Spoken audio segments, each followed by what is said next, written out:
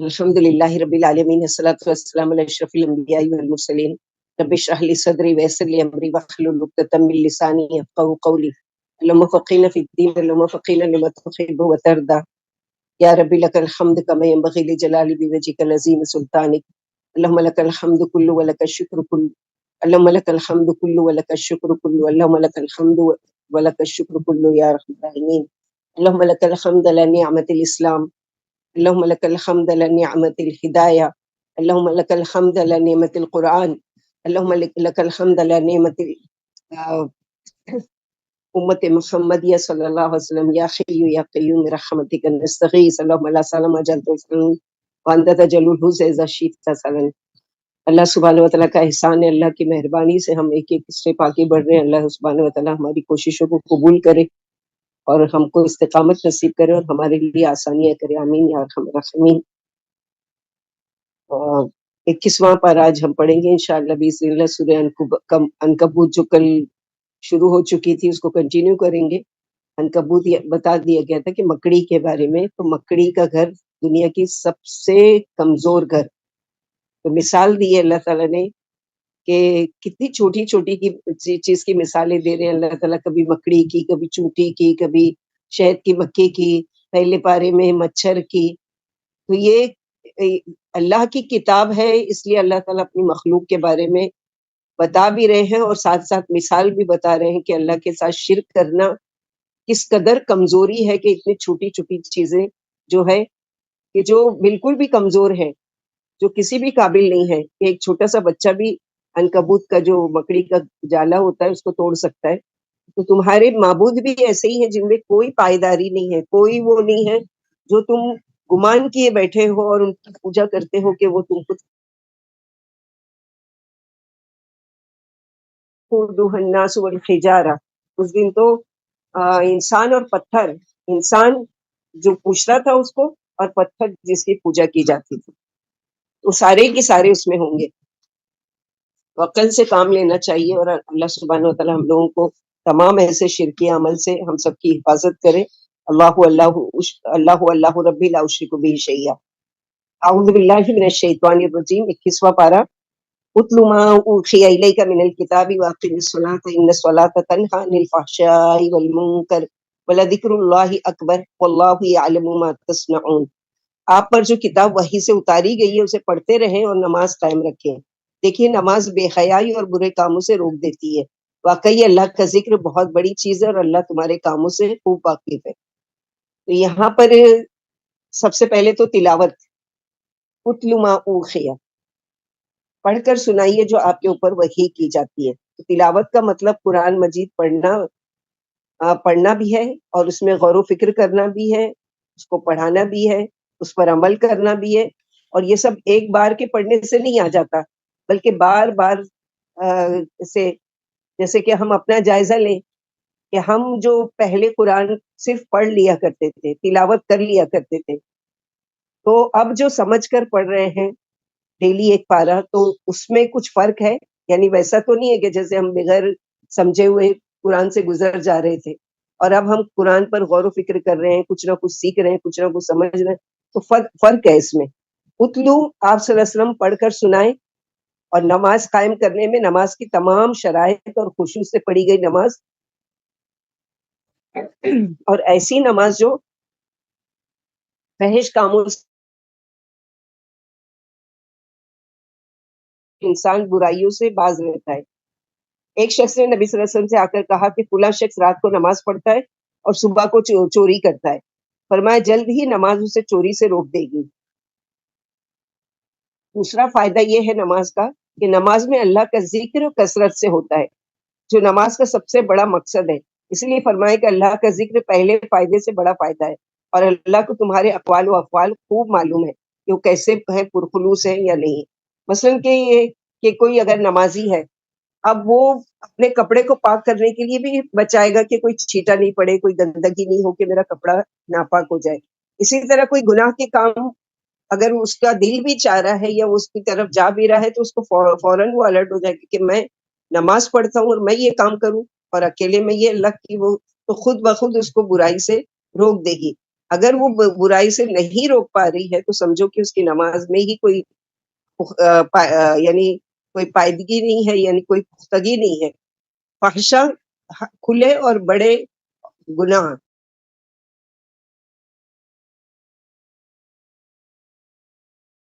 نماز ایسی ہو کہ انسان کی تمام برائی کو اس کے اندر سے نکال باہر کرے. تو نماز کا انسانی زندگی پہ ایک اثر ہونا چاہیے. نماز صرف زبانی، قلبی اور بدنی عبادت ہی نہیں ہے، بلکہ ہماری زندگی کو تبدیل کرنے والے بننا ہے. نماز پڑھ کر بھی انسان جھوٹ بولنا نہ چھوڑے، غیبت کرنا نہ چھوڑے، دوسروں کا مذاق اڑانا نہ چھوڑے، اور دوسروں کو اپنی ذات سے اذیت دینا نہیں چھوڑے. تو گویا کہ نماز پڑھنے والا اگر گناہ سے باز نہیں آتا تو سمجھو اس کی نماز میں وہ پختگی نہیں آئی جو اس کے گناہ سے اس کو بچا سکے. ابو ہریرہ رضی اللہ عنہ سے مروی ہے کہ ایک آدمی نبی صلی اللہ علیہ وسلم کی خدمت میں حاضر ہوا، اور اس سے یعنی جو ہم لوگوں نے ابھی پڑھی حدیث کے وہ اس کو چوری سے نہیں بچاتی ہے. نماز گناہوں کا بوجھ بھی ہلکا کر دیتی ہے. ہم نے اس سے پہلے گناہ جھڑنے کی حدیث پڑھی ہے کہ ایک انسان اگر وہ وضو کرتا ہے اور اچھی طرح وضو کرتا ہے تو ہاتھ پر پانی ڈالتا ہے تو ہاتھ کے گناہ ناخن تک کے نکل جاتے ہیں، چہرے پر ڈالتا ہے تو چہرے کے گناہ دھل جاتے ہیں، اور پاؤں پر دھوتا ہے وضو کرتے ہوئے تو پاؤں کے گناہ نکل جاتے ہیں. اس طرح پورے بدن سے اس کے گناہ جھڑ جاتے ہیں. جیسے یہ جو جھڑ کے دنوں میں پتے درختوں سے گزر جاتے ہیں، تو یہ کب ہوگا؟ اور دوسری چیز جو وَلَذِكْرُ اللَّهِ اکبر، ذکر اللہ کا کثرت سے. تو ذکر میں کیا ہے کہ نماز شروع کرے تو اللہ تعالیٰ کی پناہ، اللہ کی پناہ میں آئے شیطان مردود سے بچنے کے لیے. پھر مصنون طریقے سے نماز جو شروع کی جاتی ہے شروع کریں، اس کے بعد سورہ فاتحہ، پھر لمبی کوشش کرے کہ تلاوت کی جائے کہ زیادہ ذکر ہو نماز میں. پھر تسبیح، رکوع میں جا رہے ہیں تو صرف سبحان ربی العظیم سبحان ربی العظیم سبحان العظیم نہیں، سبحان الملک القدوس سبحان ذی الجبروت والملکوت والکبریاء سبحان اللہ العظیم، یہ کئی مرتبہ ریپیٹ کریں. اسی طرح سجدے میں خوب خوب دعائیں مانگیں. یہ ساری چیزیں شکل ہے ذکر کی. جتنا دل نماز میں لگے گا اتنی ہی نماز میں خشوع آئے گا، اتنی ہی نماز خوبصورت بنے گی. اس کے بعد بھی اذکار ہیں کہ جلدی سے جا نماز لپیٹ کر کھڑے نہیں ہو جائے بلکہ کیا کریں. اس کے بعد کے جو اذکار ہیں، آیت الکرسی ہے اور چوتھا کلمہ ہے اور 33 مرتبہ 34 مرتبہ جو تسبیحات ہیں، وہ ساری چیزیں وہ کریں اور سکون سے، یعنی کہ اللہ کا ذکر. کیونکہ جب تک آپ جانماز پر بیٹھے ہوتے ہو فرشتے آپ کے لیے مغفرت کی دعا کرتے رہتے ہیں، اور ہم کیا ایٹیٹیوڈ دکھاتے کہ اٹھ کے کھڑے ہو جاتے ہیں، ہم کو ضرورت نہیں ہے، نعوذ باللہ. زبان سے تو نہیں کہتے لیکن اس طرح کی تو جلد بازی نہیں. اگر کبھی کوئی ایمرجنسی ہے، کوئی کام ہے تو اٹھ جائیں، چلتے پھرتے وہ تسبیح پوری کر لیں، وہ ایک الگ چیز ہے. لیکن اگر یعنی وقت ہے تو سکون سے نماز کو مکمل کرو، نماز کے بعد کے اذکار پڑھے، اس کے بعد پھر اپنے کام میں لگے.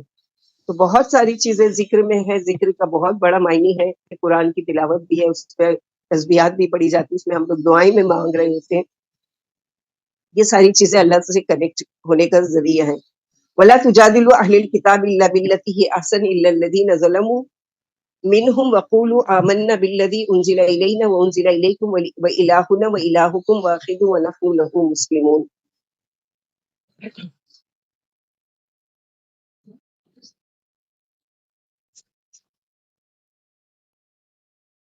انہیں کتاب سے بہترین طریقے سے بحث کرو بجوز ان لوگوں کے جو ان میں سے ظالم ہیں، اور کہہ دو کہ ہمارا اس کتاب پر بھی ایمان ہے جو ہم پر اتاری گئی اور اس پر بھی جو تم پر اتاری گئی، اور ہمارا اور تمہارا الہ ایک ہی ہے اور ہم اسی کے فرما بردار ہیں. تو یہاں پر طریقہ بتایا جا رہا ہے، اگر کوئی غیر مسلم تم سے تمہارا دین سمجھنا چاہتا ہے تو اسے نہایت سلجھے ہوئے انداز میں محبت و پیار سے سمجھا دینا چاہیے. شاید اس کے دل پر اثر ہو اور وہ راہ راست پر آ جائے. جیسا کہ اللہ سبحانہ وتعالیٰ نے اتنا جابر بادشاہ ہے فرعون، موسیٰ علیہ السلام اور ہارون علیہ السلام کو کیا کہہ رہے ہیں؟ پہلے تو ہم لوگوں کو سکھایا گیا سورہ نحل آیت نمبر 125 میں کہ ادعو الی سبیل ربک بالحکمہ، کہ آپ اپنے رب کی راہ کی طرف دلیل اور سلجھے ہوئے انداز سے بلائیں، حکمت سے بلائیں اور اس سے بہترین طریقے سے بحث کریں. اللہ نے جب حضرت موسیٰ اور حضرت ہارون علیہ السلام کو فرعون کی طرف بھیجا تو انہیں ہدایت فرمائی، فَقُولَ لَهُ قَوْلًا لَيِّنًا، کہ اس سے نرمی سے بات کرنا تاکہ نصیحت قبول کر لے یا اللہ سے ڈر جائے.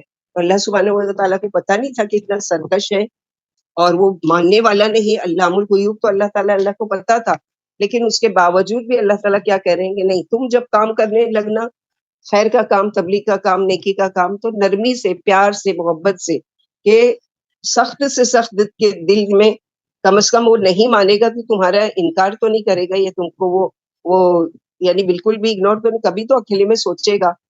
تو ہمارے لیے بھی اس میں بہت بڑا سبق ہے. ابو ہریرہ رضی اللہ عنہ فرماتے ہیں اہل کتاب عبرانی زبان میں تورات پڑھ کر مسلمانوں کو عربی زبان میں اس کی تفسیر سمجھایا کرتے تھے.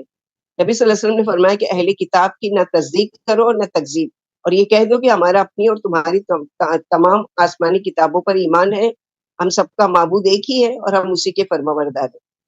ایک دفعہ معاویہ رضی اللہ تعالیٰ مدینے میں قریش کی ایک جماعت سے فرما رہے تھے اہل کتاب میں اور ان کے مسائل بیان کرنے والوں میں سب سے اچھے اور سب سے سچے کعب اخبار ہیں، لیکن پھر بھی کبھی کبھی ان کی بعض باتوں میں ہم جھوٹ پاتے ہیں. اس کا یہ مطلب نہیں ہے کہ آپ دیدہ و دانستہ جھوٹ بولتے ہیں، آپ تو ان کتابوں کی باتیں نقل کرتے ہیں جن پر آپ کو اعتماد ہے، مگر ان میں بھی جھوٹ سچ ملا ہوا ہے کیونکہ وہ تعریف شدہ ہو چکی ہے. لیکن الحمدللہ قرآن کے بارے میں کبھی کوئی نہیں ایسا کہہ سکتا کہ اس میں کوئی زیر زبر کی بھی تبدیلی کی گئی، کیونکہ اللہ سبحانہ و تعالیٰ کا وعدہ ہے اِنَّا نَحْنُ نَزَّلْنَا الذِّكْرَ وَإِنَّهُ لَحَافِظُونَ. اللہ تعالیٰ نے اس کتاب کی خاص حفاظت کی ہے. وَكَذَلِكَ أَنزَلْنَا إِلَيْكَ الْكِتَابَ فَالَّذِينَ آتَيْنَاهُمُ الْكِتَابَ يُؤْمِنُونَ بِهِ وَمِنْ هَٰؤُلَاءِ مَن يُؤْمِنُ بِهِ وَمَا يَجْحَدُ بِآيَاتِنَا إِلَّا الْكَافِرُونَ وَمَا كُنتَ تَتْلُو مِن قَبْلِهِ مِن كِتَابٍ وَلَا تَخُطُّهُ بِيَمِينِكَ إِذًا لَّارْتَابَ الْمُبْطِلُونَ بل هو آیات بینات فی صدور الذین اوتوا العلم وما یجحد بآیاتنا الا الظالمون. اور اسی طرح ہم نے آپ کی طرف کتاب اتاری ہے، پھر جن کو ہم نے کتاب دی ہے وہ اس پر ایمان لے آتے ہیں، اور بعض ان میں سے بھی اس پر ایمان لے آتے ہیں اور بعض ان میں سے بھی اس پر ایمان لے آتے ہیں اور ہماری آیتوں کا انکار کافر ہی کرتے ہیں. اور آپ اس سے پہلے نہ کوئی کتاب پڑھے ہوئے تھے اور نہ اپنے ہاتھ سے لکھ ہی سکتے تھے کہ ایسی صورت میں باطل پرستوں کو کچھ شک ہوتا، بلکہ یہ تو روشن آیتیں ہیں جو علم والوں کے سینوں میں محفوظ ہیں، اور ہماری آیتوں کا انکار ظالم ہی کیا کرتے ہیں. جیسے اہل کتاب کے بڑے بڑے جو علماء تھے، جو بڑے عقل مند دانش تھے، عالم عبداللہ بن سلام اور سلمان فارسی وغیرہ، پھر فرمایا لوگوں میں سے بھی بعض کا اس پر ایمان ہے، یعنی عرب بھی، قریشی اور غیر قریشی اس پر ایمان لے آتے ہیں. نبی صلی اللہ علیہ وسلم نے فرمایا ہر نبی کو معجزے دیے گئے جنہیں دیکھ کر لوگ ان پر ایمان لائے، مجھے قرآن بطور معجزے کے دیا گیا، امید ہے کہ میرے ماننے والے سب سے زیادہ ہوں گے. اللہ فرماتے کہ میں تم کو اور تمہاری وجہ سے لوگوں کو آزماؤں گا اور تم پر ایک ایسی کتاب اتاروں گا جسے پانی نہ دھو سکے گا، اور تم سوتے جاگتے اسے پڑھو گے، یعنی سینوں میں محفوظ ہوگی. یعنی اگر قرآن کو پانی سے دھو بھی دیا جائے یا کھرچ کر مٹا بھی دیا جائے تو وہ پھر بھی ضائع نہیں ہوگا، کیونکہ سینوں میں محفوظ ہے، زبانوں پر رواں ہے، دلوں میں سمایا ہوا ہے. اس کے الفاظ لانا بھی انسان کی بس کی بات نہیں، اور معنی کو بھی سبھی میں اعجاز ہے. اسی وجہ سے پہلی کتابوں میں امت محمدیہ کی یہ صفت آئی ہے کہ ان کی کتاب ان کے سینوں میں محفوظ ہوگی. جیسے کہ ہسٹری میں آتا ہے کہ ایک وقت کا بادشاہ تھا، شاید یہودی تھا یا کیا، اس نے سارے ہی کتابیں کہا کہ چن چن کر جلا دو قرآن کو. تو لوگوں نے کیا کیا کہ چند ہفتوں میں ان لوگوں نے قرآن حفظ کیا کہ کم از کم ہمارے سینوں میں تو محفوظ رہے، اگر یہ مٹا بھی دیتا ہے تو ہمارے سینوں میں محفوظ رہے گا تو ہم دوبارہ اس کو لکھ سکتے ہیں. تو وہاں پر ان لوگوں نے کیا کیا، ہسٹری میں آتا ہے کہ ان لوگوں نے چند ہفتوں میں محنت کر کے قرآن کو سینے میں محفوظ کیا کہ ہمارے سینوں کو تو نہیں جلائے گا، بہت سے بہت ہم کو جلا کے ختم کر دے گا، لیکن کتنوں کو کرے گا. تو یہ چیز اللہ سبحانہ و تعالیٰ کی زبردست قدرت کی نشانی ہے کہ اللہ تعالیٰ کیسے کیسے اس کتاب کی حفاظت کر رہے ہیں. وقالوا لولا انزل عليه آیات من ربه قل انما الآیات عند الله وانما انا نذیر مبین اولم یکفیہم انا انزلنا علیک الکتاب یتلی علیہم ان فی ذلک لرحمۃ وذکری لقوم یؤمنون قل کفی باللہ بینی وبینکم شہیدا یعلم ما فی السماوات والارض والذین آمنوا بالباطل وکفروا باللہ اولئک هم الخاسرون.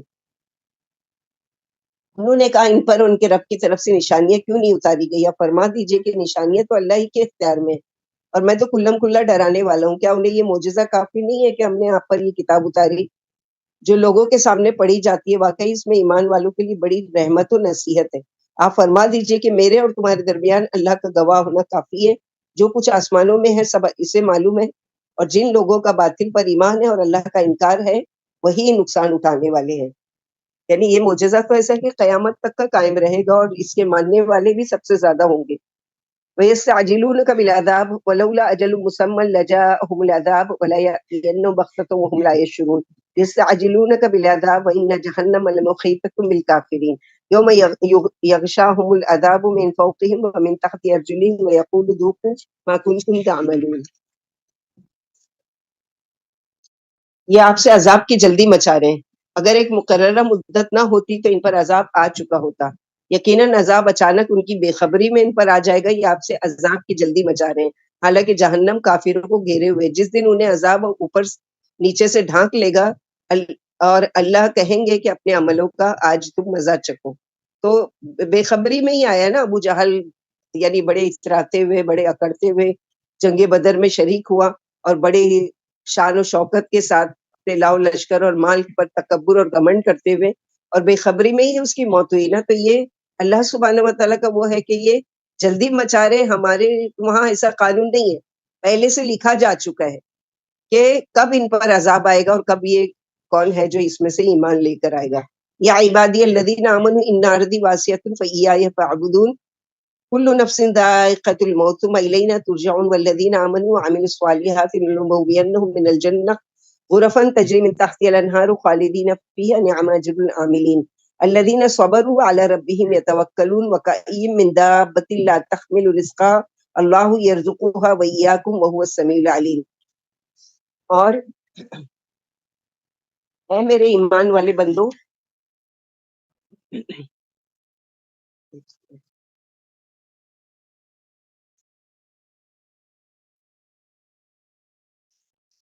اے میرے ایمان والے بندو، دیکھو میری زمین فراخ ہے، لہٰذا میری ہی عبادت کرو. ہر شخص موت کا مزہ چکھنے والا ہے، پھر تم سب ہماری ہی طرف لوٹ کر آؤ گے. اور جنہوں نے ایمان لا کر نیک عمل کیے ہم انہیں جنت کے بالا خانوں میں جگہ دیں گے جن کے نیچے نہریں جاری ہوں گی اور جہاں یہ ہمیشہ ہمیشہ رہیں گے. اچھے عمل کرنے والوں کو کیا بہترین صلہ ہے جو صبر کرتے تھے اور اپنے رب ہی پر بھروسہ رکھتے تھے. بہت سے ایسے جاندار ہیں جو اپنی روزی اٹھائے اٹھائے نہیں پھرتے، اللہ ہی انہیں روزی پہنچاتے ہیں اور تم بھی وہی خوب سننے والے اور خوب جاننے والے ہیں. نبی صلی اللہ علیہ وسلم نے فرمایا تمام آبادی اللہ کی ہے اور تمام لوگ اللہ کے بندے ہیں، لہٰذا جہاں تم کو آرام ملے وہیں بس جاؤ. جب مکہ کے کمزور مسلمانوں کا مکے میں ٹھہرنا دوبھر ہوا تو انہوں نے اسی حکم کے مطابق وہاں سے ہجرت اختیار کر لی اور حبشہ میں جا بسے، کیونکہ انہیں بہترین میزبان مل گئے تھے بادشاہ نجاشی کی شکل میں. آپ نے انہیں پناہ دی اور ان کی مدد کی. یہاں یہ عزت کے ساتھ رہے. اس کے بعد پھر خود نبی صلی اللہ علیہ وسلم نے اور صحابہ کرام نے مکہ سے یثرب کی طرف ہجرت کی، جس کا نام آپ کے قیام کی وجہ سے مدینۃ النبی پڑ گیا، جو اب مدینہ کہلاتا ہے. یعنی پہلے اس کا نام کیا تھا؟ یثرب تھا.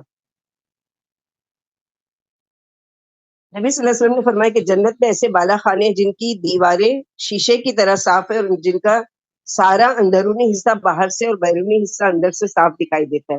اللہ نے یہ محل ان کے لیے تیار فرمایا ہے جو دنیا میں محتاجوں کو کھانا کھلاتے ہیں اور لوگوں سے نرمی سے اور پیار سے محبت سے باتیں کرتے ہیں، نماز و روزے کے پابند ہیں اور رات کی خاموش ساعتوں میں کھڑے ہوئے اللہ کی عبادت کرتے ہیں. پھر فرمایا ہر کلام میں اللہ پر بھروسہ رکھتے ہیں، یعنی دینی اور دنیاوی ہر کام میں ان کی عادت توکل پر ہے. جب انسان اپنا وطن چھوڑتا ہے تو اسے عموماً روزی کا خیال آتا ہے کہ نئی جگہ جا کر کیسے کمائے گا، کیا کھائے گا اور کیسے رہے گا اور کس طرح زندگی گزرے گی.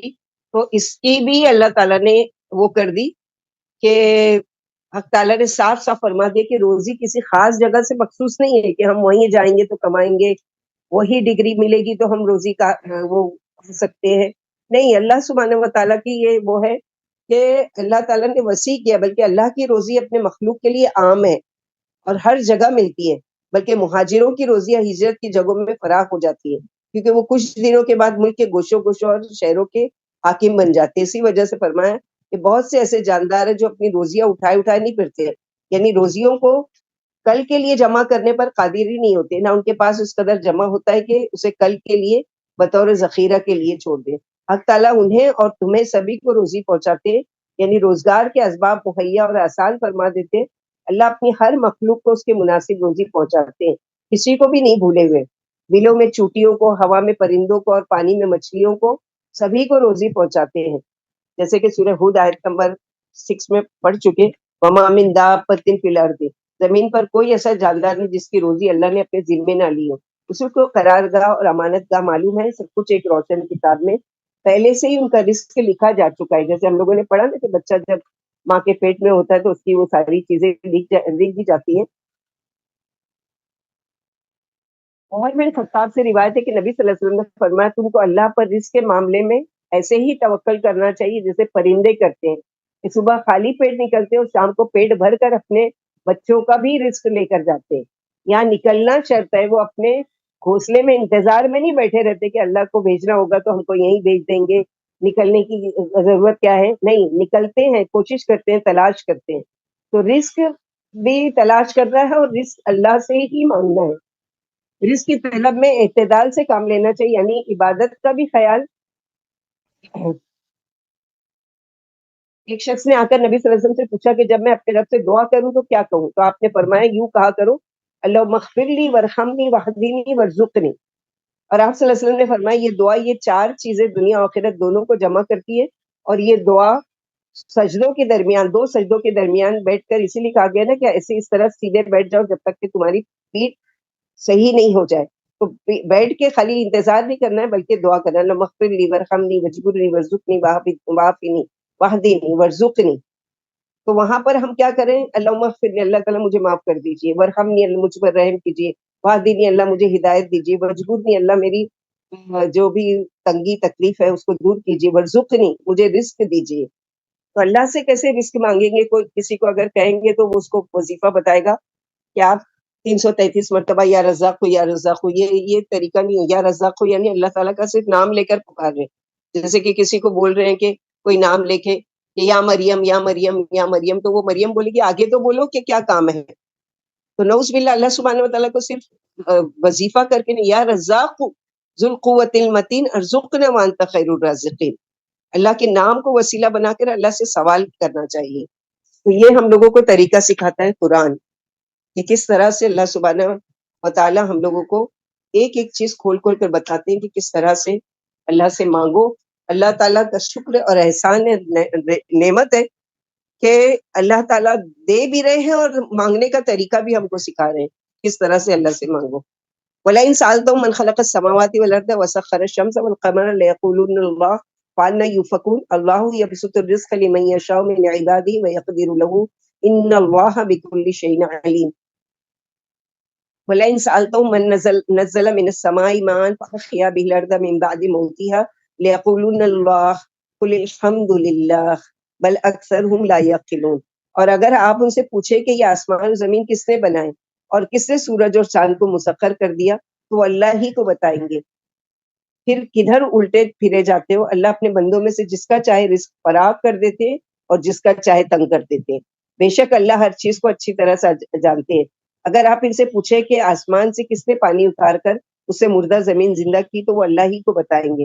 آپ کہہ دیجئے الحمدللہ, کہ واقعی تم کو اتنا تو علم ہے کہ اللہ تعالیٰ وہ کرتے, بلکہ اکثر لوگ سمجھتے نہیں. لیکن پھر کیوں شرک کرتے؟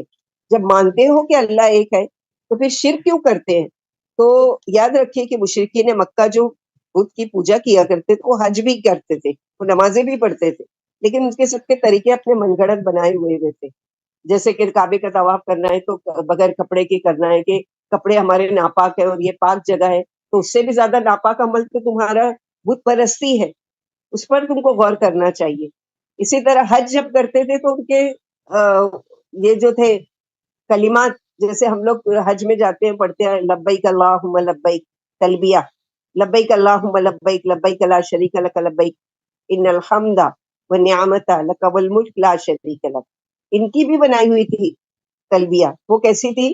لبیک لبیک اللہم لبیک لبیک لا شریک لک لبیک الا شریک هو لک تملکہ وما ملک.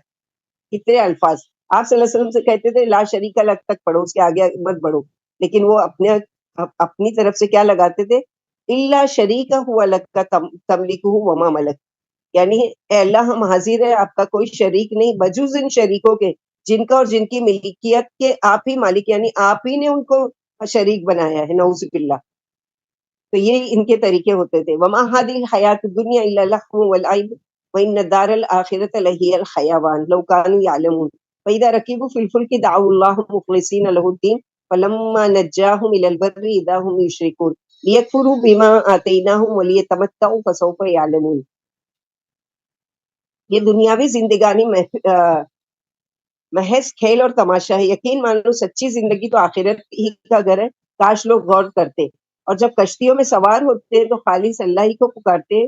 پھر جب انہیں بچا کر خشکی پر لے آتے تو فوراً شرک کرنے لگتے ہیں تاکہ ہماری دی ہوئی نعمتوں کی ناشکری کریں اور کچھ دنوں فائدہ اٹھا لو. عنقریب تم کو معلوم ہو جائے گا. یعنی دنیا کی حقارت اور اس کی ناپائیداری کا بیان ہے کہ اس سے زیادہ لوگوں کا دل بہل جاتا ہے اور خوش ہو جاتے. جیسے بچے کھیلوں سے خوش ہو جاتے پھر اچانک موت آ جاتی اور سارا ساز و سامان جہاں کا پڑا ہے وہیں پڑا رہ جاتا ہے. جیسے بچے ذرا سی دیر کھیل ختم کر کے اٹھ جاتے ہیں. لہذا سچی اور دائمی زندگی آخرت کی زندگی ہے جس کے نہ زوال کا خطرہ ہے نہ ختم ہونے کا ڈر ہے.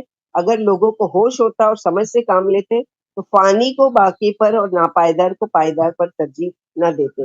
یعنی دنیا کے اس میں لگے ہوئے ہیں اس کے کمانے میں, نمازیں بھی جاری ہیں, اللہ کی نافرمانی کے کام بھی ہو رہے ہیں, حرام حلال کا بھی کوئی تمیز نہیں کرتے اور وہ نہیں کرتے صرف تھوڑے دن کی دنیا کو سجانے کے لیے, جبکہ ہمیشگی والی جو زندگی ہے وہاں کے لیے کچھ بھی نہیں کرتے. لہٰذا وہاں پر خالی کھڑے ہوں گے. اولم يروا انا جعلنا حرما آمنا ويتخطف الناس من حولهم فبالباطل يؤمنون وبنعمة الله يكفرون ومن أظلم ممن افترى على الله كذبا أو كذب بالحق لما جاءه أليس في جهنم مثوى للكافرين والذين جاهدوا فينا لنهدينهم سبلنا وإن الله لمع المحسنين.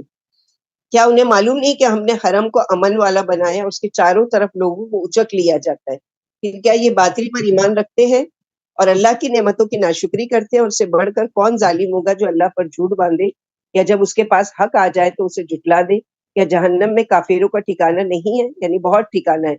اور جو لوگ ہماری راہ میں تکلیفیں اٹھاتے ہم یقیناً انہیں اپنی راہ دکھا دیتے. واقعی اللہ مخلصوں کے ساتھ ہے. اہدنا الصراط المستقیم یا ارحم الراحمین. یہاں اللہ سبحانہ و تعالیٰ بتا رہے ہیں کہ عرب میں جو مکہ تھا وہ اتنا پرامن تھا کہ کوئی مشرک اور کوئی دشمن بھی اگر اپنے باپ کے قاتل کو دیکھتا تھا تو وہاں اس کو کچھ نہیں کہتا تھا, کیونکہ یہ امن کا اور ہمیشہ سے ابراہیم علیہ السلام سے لے کر آپ صلی اللہ علیہ وسلم تک بھی امن کی جگہ تھی. یعنی کعبے میں نہ کوئی کسی کو مار سکتا تھا, نہ تکلیف دے سکتا تھا, نہ کچھ. الہیہ کہ آپ صلی اللہ علیہ وسلم کو اذیتیں دی گئی دشمنی کی وجہ سے, لیکن آس پاس کا ماحول یعنی پرسکون تھا. آس پاس کے لوگ کیا ہے جو دوسرے کنٹریز ہیں آس پاس کی اس زمانے میں لوٹ لیا کرتے تھے, ڈاکہ زنی ہوتی تھی, سب کچھ ہوتا, لیکن جب مکے کی حدود میں داخل ہو جاتے تھے وہ تو پھر کوئی ان کو کچھ بھی نہیں کر سکتا تھا. تو اللہ تعالیٰ اس نعمت کو یاد دلا رہے ہیں کہ ہم نے تمہاری حفاظت کی, اس شہر کو امن والا بنایا.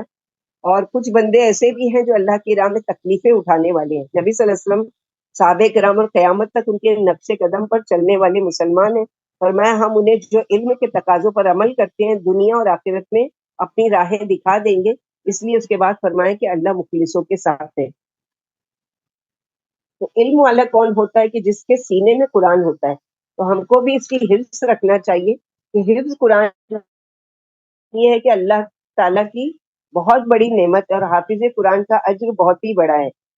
آج کل ہمارے پاس مثلاً اگر ذرا سا بھی ٹائم ہے تو اس لمحے سے فائدہ اٹھانا ہے, جو بھول چکے ہیں اس کو یاد کرنا ہے اور آگے بھی یاد کرنے کی کوشش کرتے رہنا ہے. اور بچوں پر بھی محنت کرنا ہے کہ وہ قرآن کو ان کو کچھ نہ کچھ چھوٹی سی عمر سے ہی ان کو سکھانا شروع کرنا ہے, ان کو یاد کرانا شروع کرنا ہے.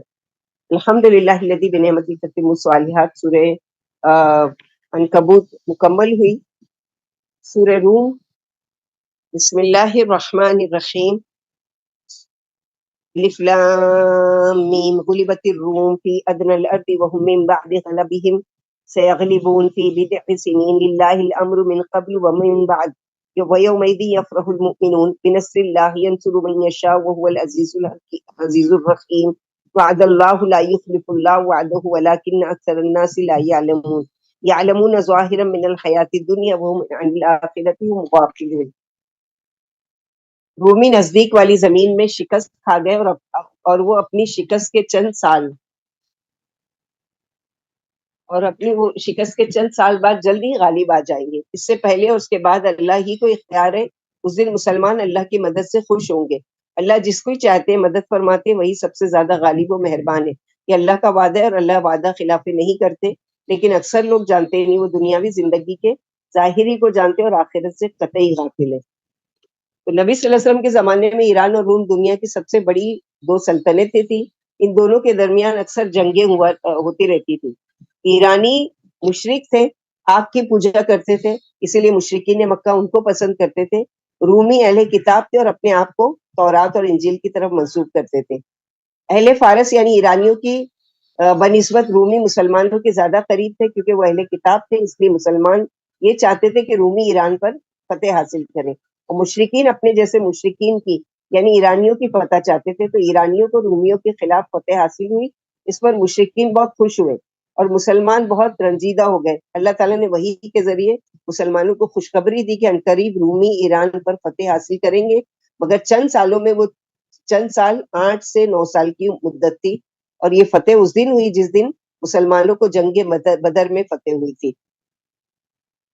تو یہاں پر اللہ سبحانہ وتعالیٰ اسی کا کہ جلد ہی مغلوب بھی ہوں گے اور غالب ہوں گے، اور اس طرح سے پیشن گوئی۔ تو یہ اللہ کے نبی صلی اللہ علیہ وسلم کی زبردست نبی ہونے کی نشانی ہے کہ فتح ہوگا 8-9 سال کے بعد، لیکن ابھی سے اس کی خوشخبری دے دی کہ ایک دن ایسا آئے گا کہ مسلمان خوش ہوں گے اور رومی جو ہے وہ فتح حاصل کریں گے۔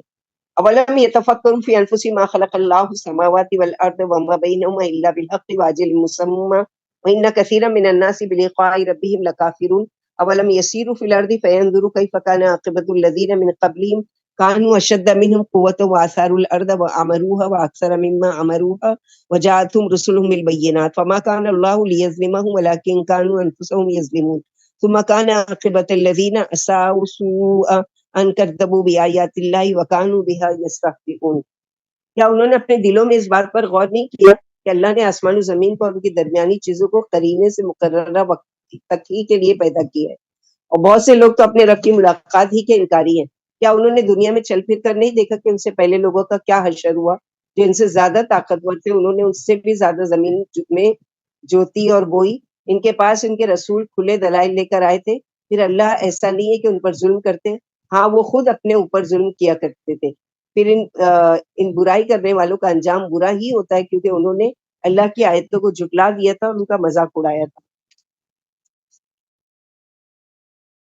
اللہ یبدأ الخلق ثم یعیدہ ثم الیہ ترجعون یوم تقوم الساعۃ یبلس المجرمون ولم یکن لهم من شرکائهم شفعاء وکانوا بشرکائهم کافرین یوم تقوم الساعۃ یومئذ یتفرقون فاما الذین آمنوا وعملوا الصالحات فهم فی روضۃ یحبرون واما الذین کفروا وکذبوا بآیاتنا ولقاء الآخرۃ فاولئک فی العذاب محضرون۔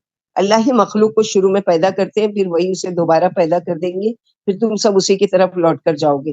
اور جس دن قیامت آ جائے گی تو مجرموں کی امیدوں پر پانی پھر جائے گا، اور ان کا کوئی شریک ان کا سفارشی نہیں ہوگا، اور خود یہ بھی اپنی شریکوں کا انکار کر دیں گے۔ اور جس دن قیامت آ جائے گی اس دن جماعتیں جدا جدا ہو جائیں گی، پھر جو ایمان لائے تھے اور نیک عملوں میں لگے رہتے وہ تو جنت کے باغوں میں موج اڑائیں گے، اور جو ایمان نہیں لائے تھے اور ہماری آیتوں کو جھٹلاتے رہتے آخرت کی ملاقات کو بھی وہ عذاب میں گرفتار کر دیے جائیں گے۔ اللہم لا تجعلنا منہم۔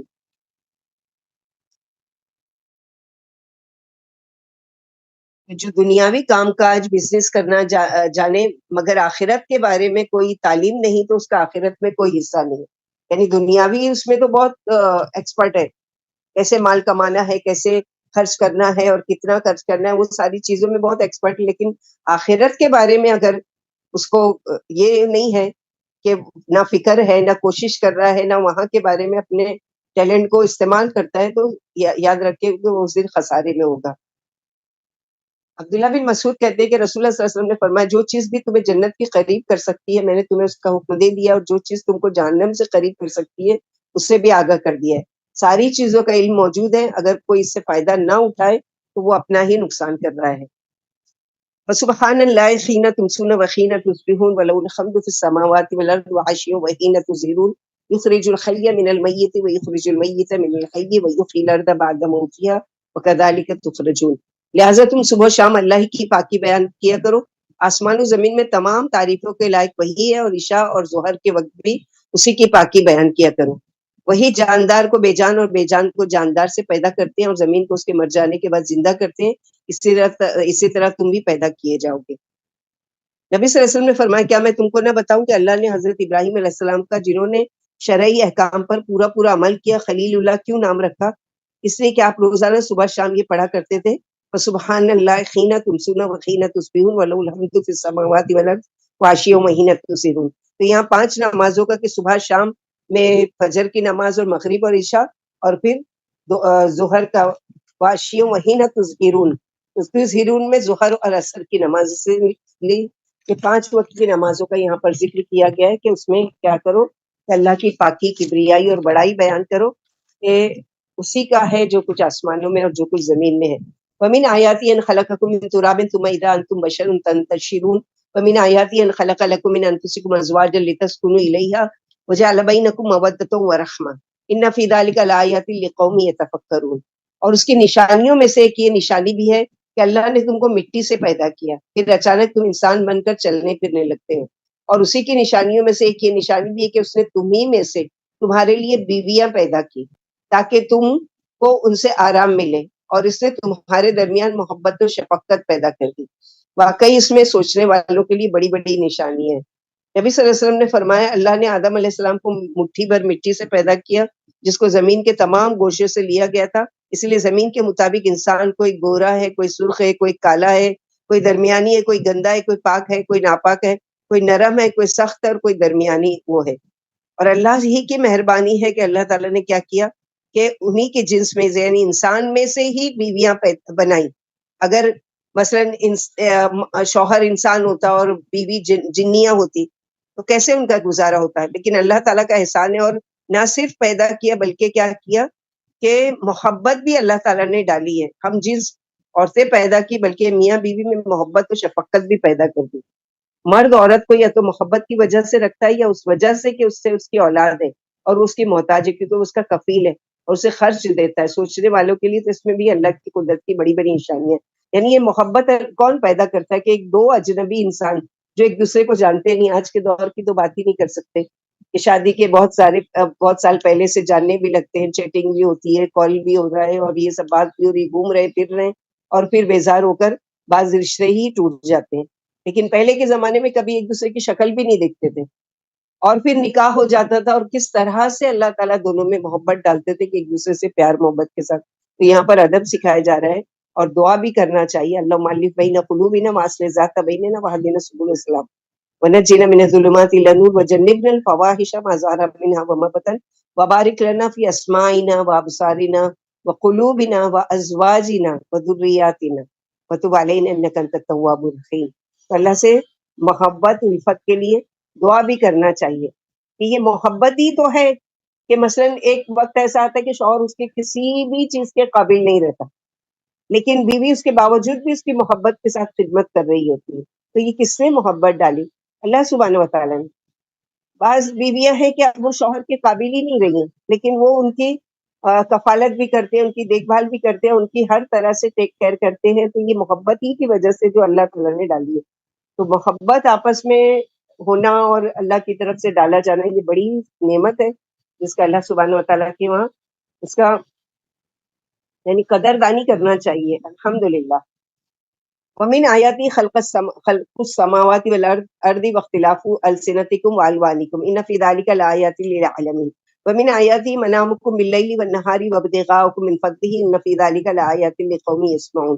اور اس کی نشانیوں میں سے آسمان و زمین کا پیدا کرنا اور تمہاری زبانوں اور رنگوں کا اختلاف ہے، یقیناً اس میں جاننے والوں کے لیے بڑی بڑی نشانی ہے۔ اور اس کی نشانیوں میں سے رات میں تمہارا سونا اور دن میں تمہارا اس کے فضل کو تلاش کرنا ہے، بلا شبہ اس میں سننے والوں کے لیے بڑی بڑی نشانی ہے۔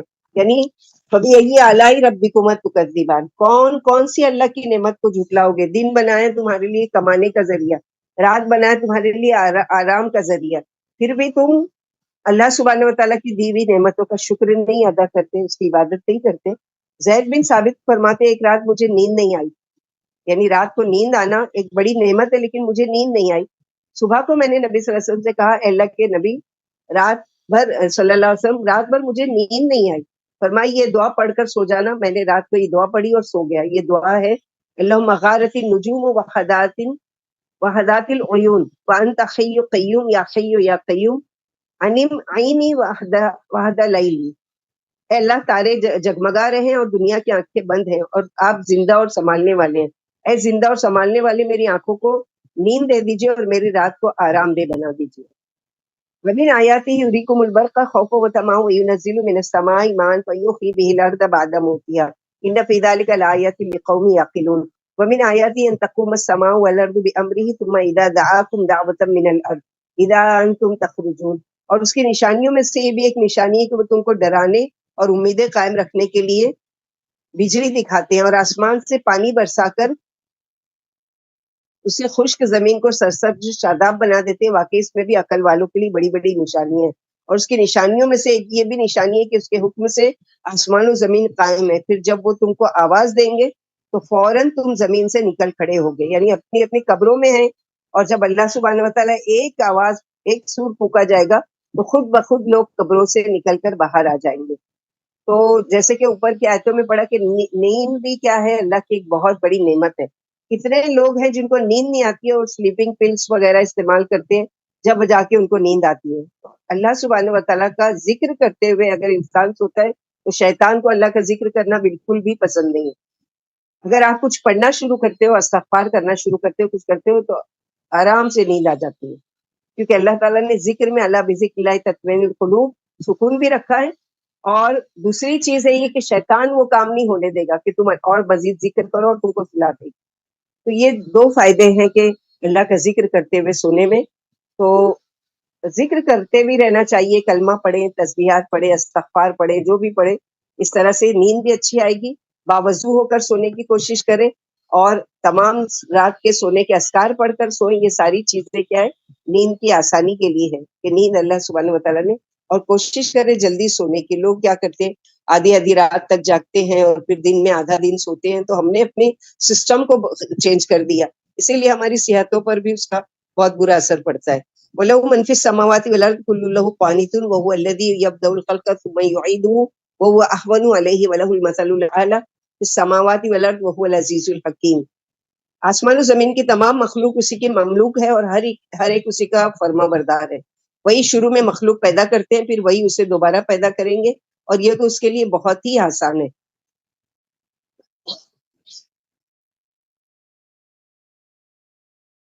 آسمان و زمین میں اسی کے اعلیٰ شان ہے اور وہی سب پر غالب اور بڑی حکمت والے ہیں.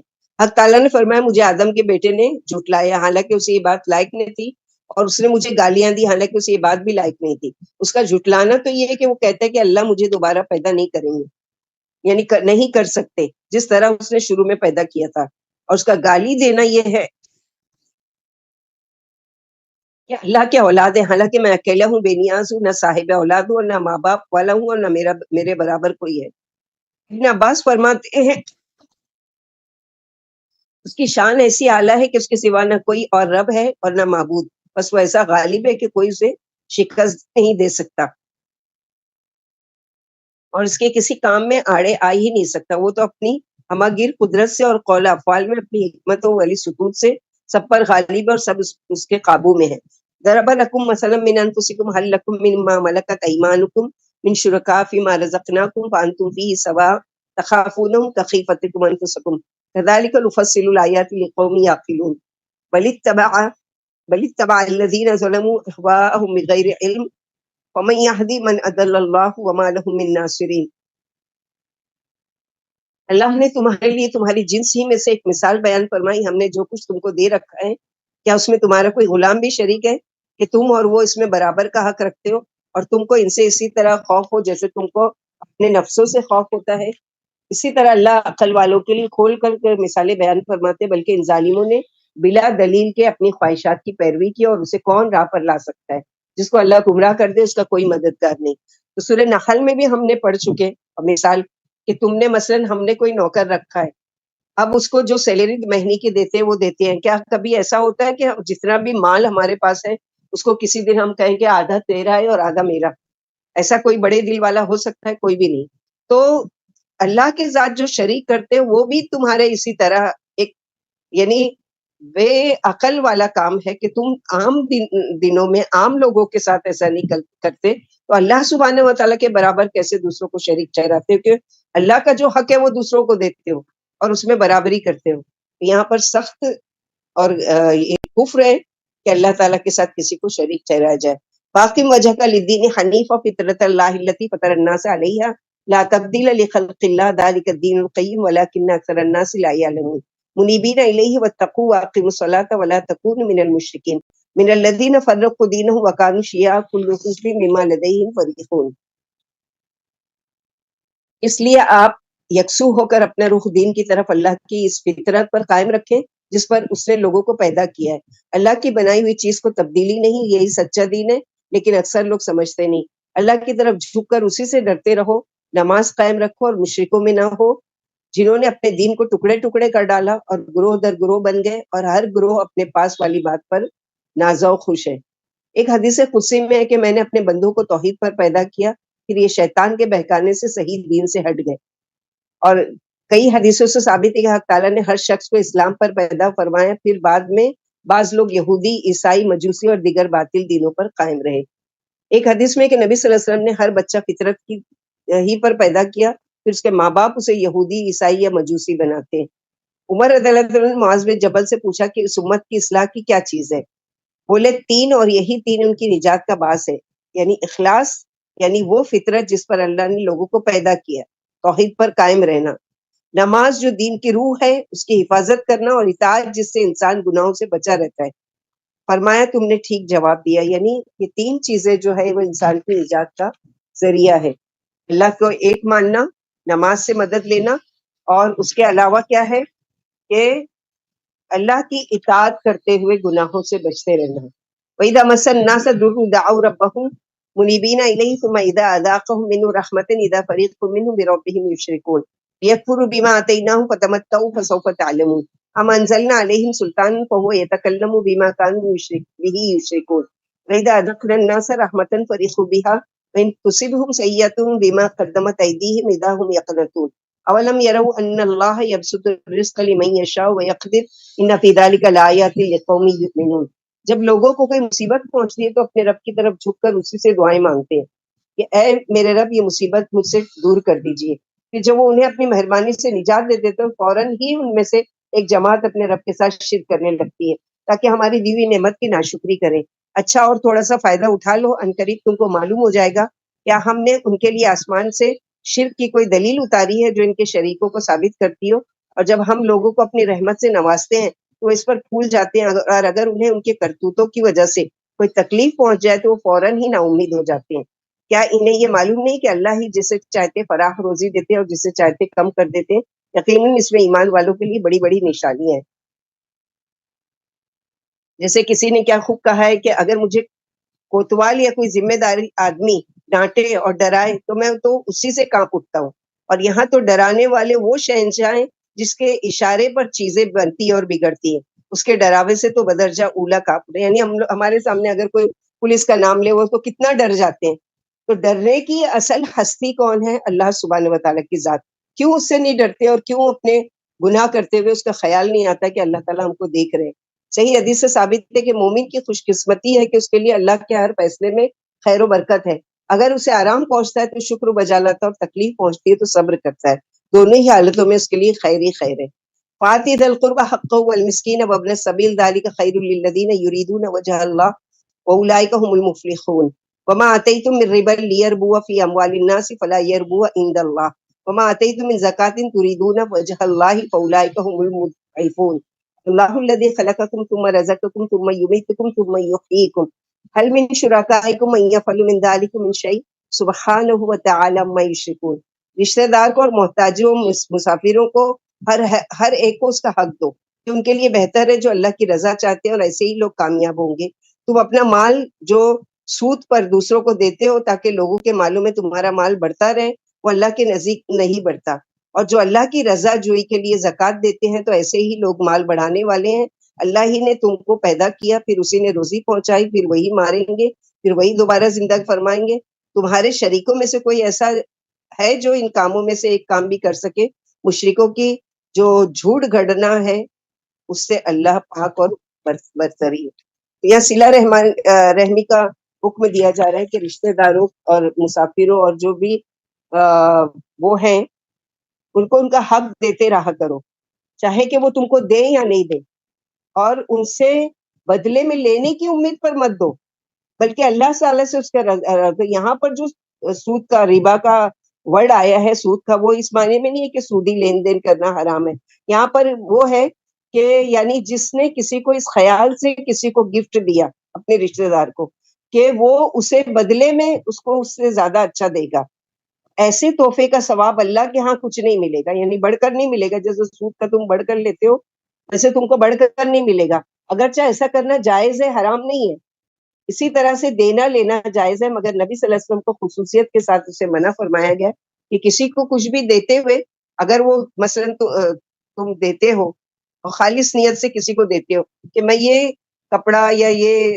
پیسہ یا یہ کوئی بھی چیز گفٹ کر رہی ہوں اپنے رشتہ داروں کو تو اللہ تعالیٰ کی رضا کے لیے، اب وہ بدلے میں آپ کو اگر کچھ دیتا ہے تو آپ کی نیت تو نہیں تھی کہ بدلے میں مجھے دیا جائے، تو وہ چیز منع نہیں کی جا رہی ہے، یہ دینا، کیونکہ اللہ کے نبی صلی اللہ علیہ وسلم نے دوسری جگہ کہا ہے تحادو تحابو، یعنی ہدیہ دیا کرو محبت بڑھے گی، لیکن اس کا مطلب یہ نہیں کہ یہ سوچ کر کے اگر وہ مجھے دے بدلے میں تو میں خوش ہوں اور نہیں دوں تو دیکھا میں نے اس کو دیا اور اس نے تو مجھے کچھ پلٹ کے شکریہ بھی نہیں کہا، دیا بھی نہیں، یہ امید نہیں ہونا چاہیے، اللہ کیا وہ چیز نہیں بڑھے گی اجر میں۔ ابن عباس رضی اللہ عنہ فرماتے ہیں سود دو قسم کے ہیں، ایک سود تو حرام ہے اور ایک حلال ہے، پہلا سود جو بیاج پر دیا جاتا ہے وہ حرام ہے، دوسرا سود وہ ہدیہ ہے جو دوسرے کے پاس سے بدلے میں زیادہ ہو کر آیا ہو، یہ جائز ہے۔ پھر آپ نے ثبوت میں یہ آیت سنا ہے زکوٰۃ و خیرات میں ضرور ثواب ملتا ہے، اسی وجہ سے حق تعالیٰ نے فرمایا کہ تم اللہ کی رضا کے لیے جو زکوٰۃ نکالتے ہو تو ایسے لوگوں کو اللہ بہت بڑا چڑھا کر ثواب عطا فرمائیں گے۔ ایک صحیح حدیث میں کہ جو شخص اپنی حلال پاکیزہ کمائی میں سے اللہ کی راہ میں کھجور کے برابر بھی صدقہ کرے گا، حق تعالیٰ یقیناً اسے اپنے ہاتھ میں لے کر اس کے لیے بڑھائیں گے اور اسی طرح پرورش کریں گے جیسے کوئی اپنے اونٹ کے بچے کی پرورش کرتا ہے، یہاں تک کہ کھجور بھی عہد پہاڑ سے بڑی ہو جاتی ہے۔ تو کھجورے بھی بانٹیں، پیسے بھی بانٹیں، اناج بھی بانٹیں اس مہینے میں، خوب خوب اگر چاہتے ہیں کہ کیونکہ یہ مہینہ ایسا ہے کہ خیر و برکت والا ہے کہ خوب خوب نیکیوں کو بڑھا چڑھا کر اس کا بدلہ دیا جاتا ہے۔ حبا اور سوا کہتے ہیں کہ ہم نبی صلی اللہ علیہ وسلم سے ایک مرتبہ ملنے گئے، آپ کسی کام میں مشغول تھے، ہم نے بھی آپ کا ہاتھ بٹایا، آپ نے فرمایا جب تک تمہارا سر ہلتا رہے اور اللہ کی روزی سے نا امید نہ ہونا، کیونکہ جب بچہ ماں کے پیٹ سے پیدا ہوتا ہے تو سرخ ہوتا ہے، اس کے جسم پر ایک چھلکا بھی نہیں ہوتا ہے، پھر اللہ ہی اسے روزی پہنچاتے، پھر فرمایا کہ تمہارے جھوٹے معبودوں میں سے کوئی ایسا بھی ہے جو یہ مذکورہ بالا کاموں میں سے کوئی کام کر سکے، یعنی اولاد دے سکے یا روزی دے سکے؟ ہرگز نہیں، یہ کام کسی کے بھی بس کی بات نہیں ہے، اللہ کے سوا نہ کوئی پیدا کر سکتے ہیں، نہ روزی دے سکتے ہیں، نہ روح پھونک سکتے ہیں اور نہ روح قبض کر سکتے ہیں، پھر وہی قیامت کے دن دوبارہ زندہ فرمائیں گے۔ اللہ شریک و نظیر سے، ہمسر و ہم رتبے سے اور والد و ولد سے پاک اور برتر ہے، وہ تو تنہا ہے، اکیلے ہیں، بے نیاز ہے، نہ اولاد والے ہیں، نہ ماں باپ والے ہیں اور نہ کوئی اس کا ہمسر ہے۔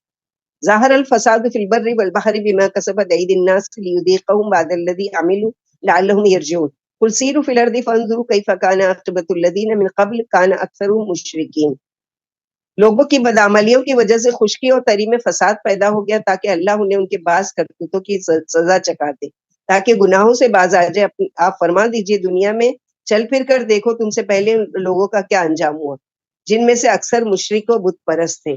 تو دنیا میں جو چیز بھی آتی ہے وہ ہمارے گناہوں کی وجہ سے اس میں کوئی چیز ہوتی ہے، جیسے آیت کا مطلب یہ کہ گناہوں کی وجہ سے پیداوار میں کمی اور پھلوں کے نقصانات ہوتے ہیں۔ جس نے زمین پر رہ کر اللہ کی نافرمانی کی اس نے زمین خراب کر دی، کیونکہ زمین و آسمان کی اصلاح اللہ کی اطاعت پر موقوف ہے، اس لیے حدیث میں آتا ہے کہ زمین پر ایک حد کا قائم ہونا 40 دن کی بارش سے بہتر ہے، یعنی کوئی حد جاری کی جائے، کوئی سزا دی جائے تو وہ 40 دن کی بارش سے بہتر ہے، کیونکہ حد جاری کرنے سے لوگ کیا ہیں، کوئی سزا جو اسلامک قانون کے مطابق دی جاتی ہے اس سے کیا ہے کہ لوگ گناہوں سے سب نہیں تو اکثر لوگ رک جاتے ہیں اور ڈر جاتے ہیں اور حرام کام چھوڑ دیتے ہیں، اور گناہوں کا چھوڑ دینا زمین و آسمان کی برکتوں کا حصول کا ذریعہ ہے، یعنی جتنی جس زمین پر گناہ کم ہوں گے اتنی ہی اللہ تعالیٰ کے عذاب سے وہ جگہ محفوظ رہے گی۔ فاقم وجہ کا لدین القیم من قبل ان یاتي یوم لا مرد له من اللہ یومئذ یصدعون۔ من کفر فعلیہ کفر ومن عمل صالحا فلانفسهم یمہدون لیجزی الذین آمنوا وعملوا الصالحات من فضلہ انہ لا یحب الکافرین. اس لیے آپ اپنا رخ اس سے سچے دین کی طرف رکھیں، پیشتر اس کے کہ اللہ کی طرف سے وہ دین آ جائے جس کو کوئی لوٹا نہیں سکتا. اس دن لوگ جدا جدا ہو جائیں گے. جس دن کفر کیا ہوگا، جس نے کفر کیا ہوگا اس کے کفر کا وبال اسی پر ہوگا، اور جو نیک عمل کر رہے ہیں وہ اپنے لیے فرش بچھا رہے ہیں تاکہ اللہ اپنے فضل سے ایمان والوں کو جو نیک عملوں میں لگے رہتے ہیں بہترین صلہ دے. یقین مانو، اور وہ کافروں کو محبوب نہیں رکھتے، یعنی اللہ کافر بالکل بھی پسند نہیں ہے، لیکن اس کے باوجود بھی نفرت کرتے ہیں اللہ تعالیٰ، لیکن پھر بھی ان کو روزی دے رہے ہیں، ان کو اولاد دے رہے ہیں، ان کو بلکہ مال میں زیادتی دے رہے ہیں کہ اپنی سرکشی میں یا تو وہ ڈھیل کی وجہ سے پلٹ آئے، اور یا پھر یہ کہ ان کے اوپر حجت قائم ہو جائے کہ کل کو قیامت کے دن یہ نہیں کہے کہ ہم کیوں ایمان لاتے، ہم کو ملا ہی کیا تھا. اس لیے وَمِنْ آیَاتِهِ أَن يُرْسِلَ الرِّيَاحَ مُبَشِّرَاتٍ وَلِيُذِيقَكُم مِّن رَّحْمَتِهِ وَلِتَجْرِيَ الْفُلْكُ بِأَمْرِهِ وَلِتَبْتَغُوا مِن فَضْلِهِ وَلَعَلَّكُمْ تَشْكُرُونَ. وَلَقَدْ أَرْسَلْنَا مِن قَبْلِكَ رُسُلًا إِلَىٰ قَوْمِهِمْ فَجَاءُوهُم بِالْبَيِّنَاتِ فَانتَقَمْنَا مِنَ الَّذِينَ أَجْرَمُوا وَكَانَ حَقًّا عَلَيْنَا نَصْرُ الْمُؤْمِنِينَ. اور اس کی نشانیوں میں سے ایک نشانی بشارت دینے والی ہواؤں کو چلانا بھی ہے تاکہ وہ تم کو اپنی رحمت کا مزہ چکھائے، اور تاکہ کشتیاں اس کے حکم سے چلیں، اور تاکہ تم اس کا فضل تلاش کرو، اور تاکہ تم شکر ادا کرو.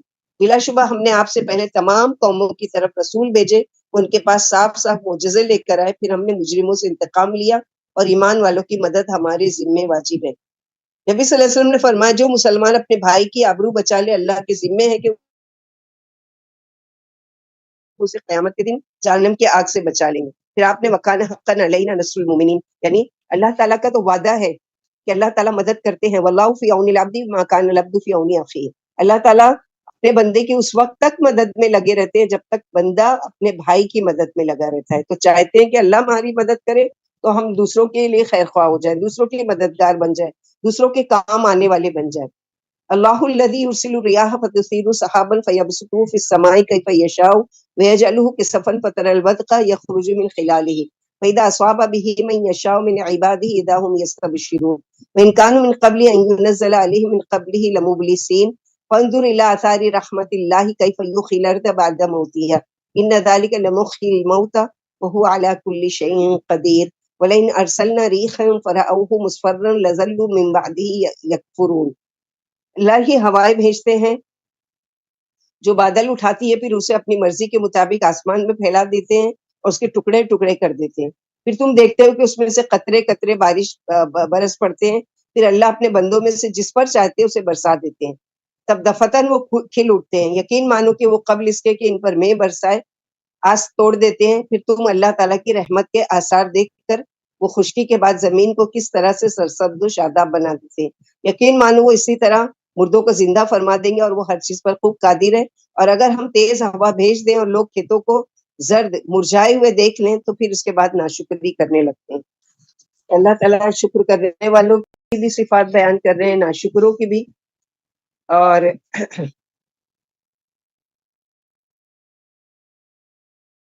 ابن عمر فرماتے ہیں ہوائیں 8 قسم کی ہوتی ہے، 4 رحمت والی اور 4 عذاب والی. رحمت والی ہوا یہ ہے گھٹا اٹھانے والی، بارش کی خوشخبری دینے والی، گرد و غبار اڑانے والی اور مفید ہوائیں. اور عذاب والی ہوائیں غیر مفید ہوتی ہے، سخت ٹھنڈی اور تیز ہوائیں، یہ دونوں خشکی میں چلتی ہے. اور آصف اور قاصف یہ دونوں دریائی ہوائیں. کبھی تو اللہ کے حکم سے ہوا یا باعث رحمت و بارش بن کر چلتی ہے جو گھٹا کو پانی سے بھر دیتی ہے. یعنی یہ دونوں قسم کی جو 8 قسم کی ہوائیں ہیں یہ اللہ تعالیٰ کے اذن سے اور اللہ کی مرضی سے اور اللہ سبحانہ و تعالیٰ کی یعنی حکم کے ساتھ یہ چیزیں ہوتی ہیں. فَإِنَّكَ لَا تُسْمِعُ الْمَوْتَى وَلَا تُسْمِعُ الصُّمَّ الدُّعَاءَ إِذَا وَلَّوْا مُدْبِرِينَ وَمَا أَنْتَ بِهَادِي الْعُمْيِ عَنْ ضَلَالَتِهِمْ إِن تُسْمِعُ إِلَّا مَن يُؤْمِنُ بِآيَاتِنَا فَهُمْ مُسْلِمُونَ.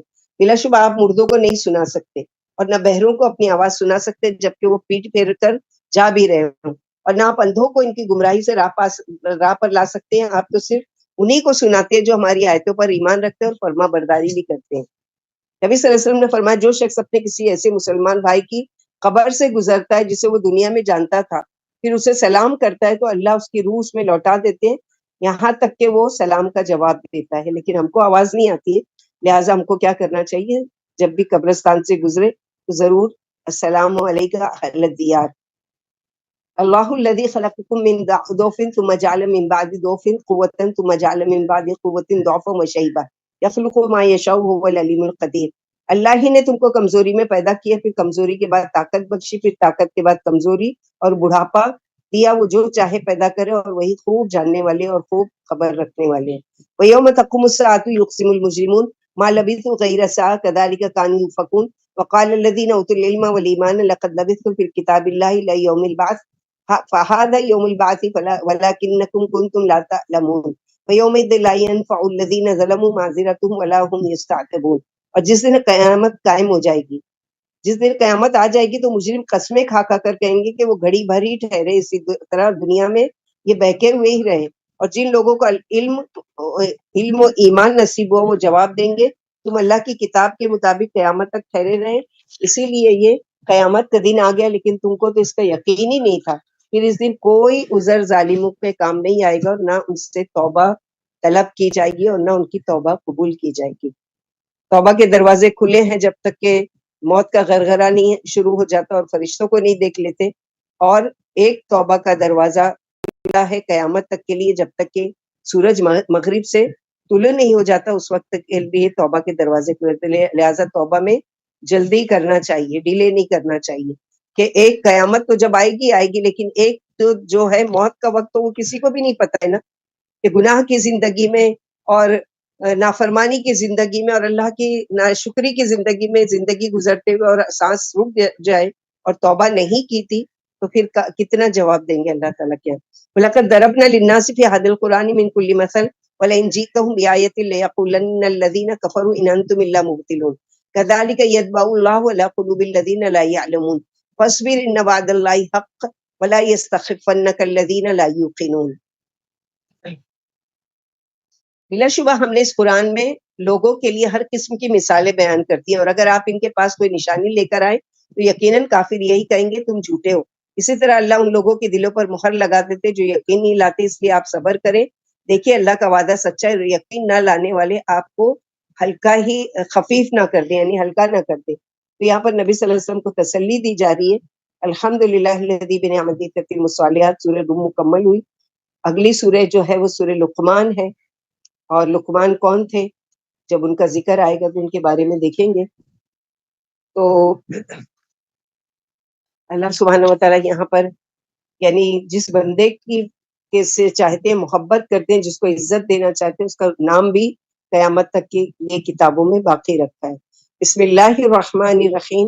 الف لام میم تلک آیات الکتاب الحکیم ہدی ورحمۃ للمحسنین الذین یقیمون الصلاۃ ویؤتون الزکاۃ وهم بالآخرۃ هم یوقنون اولئک علی ھدی من ربہم واولئک هم المفلحون. یہ حکمت والی کتاب کی آیتیں ہیں جو مخلصوں کے لیے ہدایت و رحمت ہے، جو نماز قائم رکھتے ہیں اور زکوٰۃ نکالتے ہیں اور آخرت پر یقین رکھتے ہیں، یہی اپنے رب کی ہدایت پر ہیں اور یہی کامیاب ہونے والے ہیں. تو جیسے کہ سورہ بقرہ کی اسی طرح سے ملتی جلتی آیت، وہاں مفلحون کی صفت، یہاں محسنین کی. تو محسن وہ ہوتا ہے جو اللہ تعالیٰ کی آیت کردہ صفات کی پابندی کر کے جس کا ایمان بھی درست ہو اور عمل بھی درست ہو. اللہ تعالیٰ شان نے قرآن مخلصوں کے لیے سراسر ہدایت، رحمت اور سرتاپا شفا بنا کر اتارا ہے. مخلص وہ ہیں جو شریعت کے مطابق خالص اللہ ہی کے لیے عمل کرتے ہیں، پابندی سے وقت پر نماز پڑھتے ہیں، فرائض و سنتوں کے ساتھ نفل نمازیں بھی پڑھتے رہتے ہیں، اور حق تعالیٰ نے ان پر جو زکوٰۃ فرض کر دی اسے مستحق لوگوں کو برابر ادا کرتے رہتے ہیں، صلہ رحمی کرتے رہتے ہیں، عزیزوں سے تعلقات میں کشیدگی پیدا نہیں ہونے دیتے، آخرت کی جزا کا یقین کر کے ثواب کی خاطر ذوق و شوق سے اللہ کی طرف راغب رہتے ہیں، ریاکاری سے بچتے رہتے ہیں، نہ عملوں کا لوگوں سے بدلہ طلب کرتے ہیں، نہ ان کے شکریہ کی امید رکھتے ہیں. لہٰذا جس نے یہ سارے طریقے پر عمل انجام دیے وہ ضرور ان لوگوں میں شامل ہے جن کے بارے میں اگلی آیت میں اللہ تعالیٰ نے ہدایت کی بشارت دی ہے. وَمِن النَّاسِ مَن يَشْتَرِي لَهْوَ الْحَدِيثِ لِيُضِلَّ عَن سَبِيلِ اللَّهِ بِغَيْرِ عِلْمٍ وَيَتَّخِذَهَا هُزُوًا أُولَٰئِكَ لَهُمْ عَذَابٌ مُهِينٌ وَإِذَا تُتْلَىٰ عَلَيْهِ آيَاتُنَا وَلَّىٰ مُسْتَكْبِرًا كَأَن لَّمْ يَسْمَعْهَا كَأَنَّ فِي أُذُنَيْهِ وَقْرًا وَبَشِّرْهُ بِعَذَابٍ أَلِيمٍ. بعض ایسے بھی ہیں جو بیہودہ باتوں کو خرید کر لاتے ہیں تاکہ بلا کسی دلیل کے لوگوں کو اللہ کی راہ سے روک دیں اور اس کا مذاق اڑاتے ہیں. ایسے ہی لوگوں کے لیے ذلت والا عذاب ہے، اور جب ان کے سامنے ہماری آیتیں پڑھی جاتی ہیں تو اکڑ کر منہ پھیر لیتے ہیں گویا انہوں نے سنا ہی نہیں، گویا ان کے کانوں میں میل ہے، لہٰذا آپ انہیں دکھ بھرے عذاب کی خوشخبری سنا دیں۔ پہلے اچھے نیکوکار لوگ کون ہوتے ہیں اور وہ کون سے عمل کرتے ہیں اس کے بارے میں بتایا گیا۔ اب اس کے اپوزٹ کہ کچھ لوگ ایسے ہیں لیکن بدنصیب اس سے فائدہ تو کیا خاک اٹھائیں گے اسے سننے کی بھی رواداری، وہ بجائے اللہ کا کلام سننے کے اپنے لیے گانا بجانا، دل بہلانے والے نغمے، ڈھول دھماکے سنتے ہیں۔ افسوس آج کل کوئی گھر گانوں اور تصویروں سے خالی نہیں ہے، ریڈیو اور ٹی وی کی ایجاد نے یہ بلا اس قدر عام کر دی ہے، ہر شخص انہیں پر فدا ہے، اور اس سے بھی زیادہ فتنہ فون آ گیا ہے کہ جو ٹی وی وغیرہ میں نہیں آتا وہ ساری چیزیں فون میں مل جائے گی۔ ابن مسعود قسم کھا کر فرماتے لاہ الحدیث سے مراد گانا ہے، اور آپ نے 3 بار یہی بات دہرائی۔ ابن عباس جابر بھی فرمایا کرتے تھے یعنی لوگ گانوں اور باجوں کو اس لیے اچھا سمجھتے ہیں کہ اسے اسلام کی اور مسلمانوں کی مخالفت ہوتی ہے، تو ایک مسلمان جو ہے وہ نہیں کرتا۔ اور افسوس تو یہ ہے کہ لوگ رنگ ٹون یعنی جو نہیں بھی سننا چاہے رنگ ٹون ایسی کوئی گانا بجانا رکھتے ہیں کہ مجبوراً ان کو کال لگاؤ تو ان کو سننا پڑتا ہے۔ تو یاد رکھو ایک گناہ کا کام جو کسی کان نے سنا جس کا دل نہیں چاہ رہا تھا لیکن مجبوراً اس کو سننا پڑا، اس کے کان سے سننے کا گناہ بھی اس کو ملے گا جو اس طرح کی رنگ ٹون رکھتے ہیں کہ گانے رکھتے ہیں یا وہ رکھتے ہیں اور بولتے ہیں فری میں مل رہا ہے، تو فری میں گناہ مل رہا ہے تو وہ اس کا عذاب کتنا بڑا ہے اور اس کا گناہ کتنا بڑا ہے اس کے بارے میں سوچنا چاہیے۔ تو لاہو الحدیث جو لوگ قرآن کو چھوڑ کر اور طرح طرح کی کتابیں پڑھتے رہتے ہیں، اور آج تو کتاب کی بھی ضرورت نہیں رہی ہے، ہمارے ہاتھ میں اسمارٹ فون جو آ گیا ہے، ہر قسم کے فضول اور بیہودہ باتیں، اللہ تعالیٰ ہم سب کی اور خاص طور پر ہماری اولادوں کی ان فتنوں سے حفاظت فرمائے۔ لغویات انسان کو غافل کر دیتی ہے، اور لاہو الحدیث ایسی بات ایسی چیزیں ہیں جن کے ساتھ انسان اپنا وقت گزارتا ہے اور وہ چیزیں اپنے اندر لذت محسوس ہوتی ہے، یعنی وقتی اس کو بڑا مزہ آتا ہے، اس میں کھویا ہوا رہتا ہے۔ بچوں کو بھی دیکھو کارٹون میں گھنٹوں کھوئے ہوئے رہتے ہیں، تو یہ ساری چیزیں کے شیطانی حالات ہیں، اور اس کے ذریعے سے اپنے لیے روح کا سکون وہ سمجھتا ہے کہ مجھے بڑا مزہ آ رہا ہے۔ وہ گانا ٹی وی پر بیہودہ قسم کی فلمیں ڈرامے جو اس کو خواہش نفس کو ہوا دینے والی ہوتی ہے، جو بے فائدہ ہیں، وہ جن سے انسان اللہ کے راستے سے بھٹکتا ہو یا بھٹکاتا ہو۔ قتادہ رضی اللہ عنہ فرماتے ہیں آیت کی تفسیر میں کہتے ہیں کہ ممکن ہے اس نے مال کے ساتھ نہ بھی خریدا ہو بلکہ اچھا بھی جانا ہو تو یہ بھی اس میں شامل ہے، یعنی خریدا نہیں ہے کوئی چیز لیکن اس کو اچھا سمجھتا ہے، برا نہیں سمجھتا ہے۔ مثلا کوئی برائی کی چیز خود بھی نہیں خریدتا ہے، کوئی اس کو گفٹ کرتا ہے تو یہ بھی اسی میں شامل ہے۔ ابراہیم نقی کہتے ہیں کہ گانا دلوں میں نفاق پیدا کرتا ہے۔ تو یہاں پر یہ چیز سے بچنا چاہیے، جتنی ممکن کوشش کرنا چاہیے کہ یہ ساری چیزیں لاہو الحدیث سے بچنا کہ جو اللہ کے ذکر سے لوگوں کو دور کرتی ہے۔ ان الذین آمنوا وعملوا الصالحات لهم جنات النعیم خالدین فیہا وعد اللہ حقا وہو العزیز الحکیم۔ جو لوگ ایمان لائے اور نیک عمل کرتے ہیں ان کے لیے نعمتوں والی بہشتیں ہیں جہاں وہ ہمیشہ ہمیشہ رہیں گے، اللہ کا وعدہ ہے جو بالکل سچا ہے، وہ سب پر غالب اور بڑی حکمت والے ہیں۔ خلق السماوات بغیر عمد ترونها والقى في الارض رواسي ان تميد بكم وبث فيها من كل دابة وانزلنا من السماء ماء فانبتنا فيها من كل زوج كريم هذا خلق الله فاروني ماذا خلق الذين من دونه بل الظالمون في ضلال مبين۔ اللہ ہی نے بلا بغیر ستون کے آسمان بنائے جنہیں تم دیکھ رہے ہو، اور زمین میں پہاڑ گاڑ دیے تاکہ زمین تمہیں ہلا نہ سکے، اس میں ہر قسم کے جاندار پھیلا دیے، اور ہم نے آسمان سے پانی اتار کر اسے زمین پر طرح طرح کے نفیس جوڑے پیدا کر دیے۔ یہ اللہ کی مخلوق ہے، اب تم مجھے اس کی مخلوق دکھا دو جو اللہ کے علاوہ کسی نے پیدا کی ہو، کچھ نہیں بلکہ مشرک کھلی غلطی میں ہے۔ یعنی اتنا بڑا آسمان نشانی کے طور پر ہے کہ ایک چھوٹی سی چھت تم کھڑا کرتے تو چاروں طرف پلر اس کا بناتے ہو، اتنے بڑے آسمان کو ما یمسکہن الا الرحمن، کس نے تھاما ہوا ہے اللہ کے سوا۔ وَلَقَدْ آتَيْنَا لُقْمَانَ الْحِكْمَةَ أَنِ اشْكُرْ لِلَّهِ وَمَن يَشْكُرْ فَإِنَّمَا يَشْكُرُ لِنَفْسِهِ وَمَن كَفَرَ فَإِنَّ اللَّهَ غَنِيٌّ حَمِيدٌ۔ بلا شبہ ہم نے لقمان کو حکمت دی تھی کہ اللہ کا شکر ادا کرو، اور جو شکر ادا کرتا ہے وہ اپنے فائدے ہی کے لیے ادا کرتا ہے، اور جو ناشکرا ہے تو اللہ بہت ہی بے نیاز اور خوبیوں والے ہیں۔ لقمان نبی تھے یا اللہ کے نیک بندے تھے، اس بارے میں کتاب و سنت سے صریح واضح دلیل نہیں ملتی، البتہ صحابہ تابعین کے اقوال مختلف ہیں۔ مثلا ابن عباس فرماتے ہیں یہ ایک حبشی غلام تھے اور بڑھئی تھے، یعنی کارپینٹر تھے، عبداللہ بن زبیر فرماتے ہیں میں نے جابر بن عبداللہ سے آپ کے بارے میں پوچھا تو فرمایا آپ ہوتا قد احمد اور اونچی ناک والے نوبی تھے، آپ مصری تھے اور آپ کے موٹے موٹے ہونٹ تھے، حق تعالیٰ نے آپ کو حکمت عطا فرمائی تھی، آپ درجہ نبوت تک نہیں پہنچے تھے۔ ایک شخص نے لقمان حکیم سے آ کر کہا کیا آپ نے اس حساس کے غلام نہیں؟ فرمایا ہاں میں غلام ہوں۔ بولا کہ آپ نے بکریاں نہیں چرائی؟ فرمایا میں نے بکریاں بھی چرائی۔ بولا کیا آپ کالے نہیں ہیں؟ فرمایا ہاں میرا کالا ہونا تو سب کو معلوم ہے، یہ بتاؤ تمہیں میری کس بات پر تعجب ہے؟ بولا لوگ آپ کا بستر طے کرتے ہیں، آپ کے دروازے پر بھیڑ لگی رہتی ہے، آپ کے فیصلے سے لوگ خوش ہوتے ہیں۔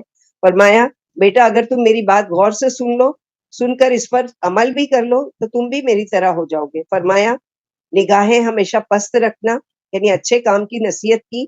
لقمان حکیم کی نصیحتیں پوری بہت ساری بکس لکھی گئی ہے اس پر کہ بہت ساری نصیحتیں انہوں نے کی ہیں۔ تو یہاں کچھ نصیحتوں کا ذکر کیا جا رہا ہے کہ اگر تم نیکوکار بننا چاہتے ہو، اچھے بننا چاہتے ہو تو اپنی نگاہوں کو ہمیشہ جھکی ہوئی رکھنا، پست رکھنا، زبان کی حفاظت کرنا، حلال طیب کھانا کھانا، پاک دامن رہنا، سچ بولنا، وعدہ پورا کرنا، مہمان کی خاطرداری کرنا، پڑوسیوں کی حفاظت کرنا اور فضول باتیں چھوڑ دینا۔ یہ ایسی عادتیں جنہوں نے مجھے اس مقام پر پہنچائے۔ پھر فرمائے کہ اللہ کا شکر ادا کرو کہ اس نے تمہیں تمہارے ہم جنسوں، ہم عمر اور ہم اثروں میں مخصوص انعام فرما کر سب سے فوقیت عطا فرمائی۔ پھر فرمائے نعمتوں کا شکر ادا کرنے والا اپنے ہی فائدے کے لیے شکر ادا کرتا ہے، کیونکہ لئن شکرتم لازیدنکم، اگر تم شکر ادا کرتے ہو تو اللہ تعالیٰ کیا کرتے ہیں اس کے بدلے میں اور زیادہ اس نعمت کو بڑھا چڑھا کر دیتے ہیں اور اس میں کمی نہیں ہوتی، یعنی جیسے جتنا جتنا شکر ادا کیا جاتا ہے اتنا زیادہ اللہ سبحانہ وتعالیٰ کیا کرتے ہیں اس نعمت میں اضافہ کرتے ہیں، تو اپنے ہی لیے شکر ہوتا ہے۔ ومن کفر فإن اللہ، اور جو کوئی کفر کرے گا یعنی اللہ کی ناشکری کرے گا یا اللہ کے سوا کسی کی عبادت کرے گا تو وہ کیا ہے؟ اللہ تعالیٰ تو غنی حمید ہے، ساری زمین مل کر کفر کرنے لگے تو اللہ کی جو عبودیت میں ہے کوئی کمی نہیں آنے والی۔ وَإِذْ قَالَ لُقْمَانُ لِابْنِهِ وَهُوَ يَعِظُهُ يَا بُنَيَّ لَا تُشْرِكْ بِاللَّهِ إِنَّ الشِّرْكَ لَظُلْمٌ عَظِيمٌ وَوَصَّيْنَا الْإِنسَانَ بِوَالِدَيْهِ حَمَلَتْهُ أُمُّهُ وَهْنًا عَلَى وَهْنٍ وَفِصَالُهُ فِي عَامَيْنِ أَنِ اشْكُرْ لِي وَلِوَالِدَيْكَ إِلَيَّ الْمَصِيرُ وَإِنْ جَاهَدَاكَ عَلَى أَن تُشْرِكَ بِي مَا لَيْسَ لَكَ بِهِ عِلْمٌ فَلَا تُطِعْهُمَا وَصَاحِبْهُمَا فِي الدُّنْيَا مَعْرُوفًا وَاتَّبِعْ سَبِيلَ مَنْ أَنَابَ إِلَيَّ ثُمَّ إِلَيَّ مَرْجِعُكُمْ فَأُنَبِّئُكُم بِمَا كُنتُمْ تَعْمَلُونَ۔ نصیحت کرتے ہوئے جب لقمان نے اپنے بیٹے سے کہا یا بنیا، جیسے کہ ابراہیم علیہ السلام اپنے ابا کو پکارے یا ابتی یا ابتی، یہاں پر یا بنیا کہا اے میرے پیارے بچے خبردار اللہ کے ساتھ شرک نہ کرنا، کیونکہ شرک بڑا سنگین ظلم ہے، تمام ظلم میں سب سے بڑا ظلم یہ ہے کہ اللہ کے ساتھ کسی کو شریک کیا جائے۔ اور ہم نے انسان کو ماں باپ کے ساتھ حسن سلوک کا حکم دیا ہے، اس کی والدہ نے کمزوری پر کمزوری برداشت کر کے اسے اٹھائے رکھا اور 2 برس میں اس کا دودھ چھوٹتا ہے کہ تم میری اور اپنے ماں باپ کی شکر گزاری بجا لاؤ، میری ہی طرف لوٹ کر آنا ہے۔ اگر پچھلے تیرے ماں باپ اس بات کا زور ڈالیں کہ تو میرے ساتھ کسی کو شریک بنائے جس کا تجھے علم نہیں، تو ان کا اس معاملے میں کہنا نہیں ماننا ہے، لیکن دنیا میں ان کے ساتھ اچھی طریقے سے زندگی گزارنا ہے اور میری طرف سے جھکنے والوں کی طرف چل، پھر میری طرف تم سب کا لوٹ کر جانا ہے، پھر میں تم کو تمہارے عملوں کی خبر دوں گا۔ تو لقمان حکیم کے اپنے بیٹے کو نصیحت ہے۔ آپ لقمان بن انفا بن سدون ہیں اور آپ کے بچے کا نام ساران ہے۔ حق تعالیٰ نے آپ کا ذکر خیر اچھائی کے ساتھ کیا اور فرمایا کہ ہم نے اسے حکمت دی تھی۔ ہم کو بھی چاہیے کہ اللہ تعالیٰ سے حکمت مانگنے کے لیے دعا کیا کرے، اللہم آتنی الحکمہ، اللہم آتنی الحکمہ، اللہم آتنی الحکمہ ومن اوتیتہا فقد اوتی خیرا کثیرا۔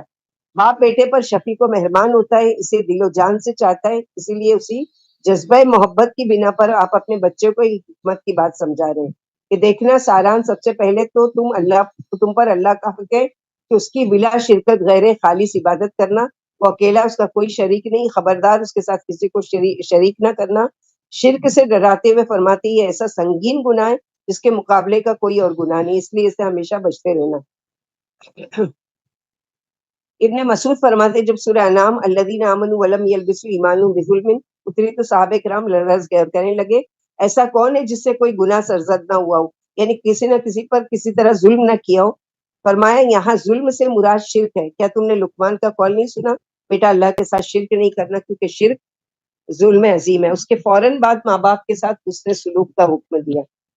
تو یہاں پر ان کی سمجھداری کی سب سے پہلی دلیل کیا دی گئی ہے کہ اللہ کا شکر ادا کرو. تو اللہ کے شکر کی توفیق بھی اللہ سے مانگنا چاہیے کہ اللہ تعالیٰ اللہم اجلنی صبور وجلنی شکور وجلنی فی عین الناس کبیرہ فی عین الناس صغیرہ وفی عین الناس کبیرہ.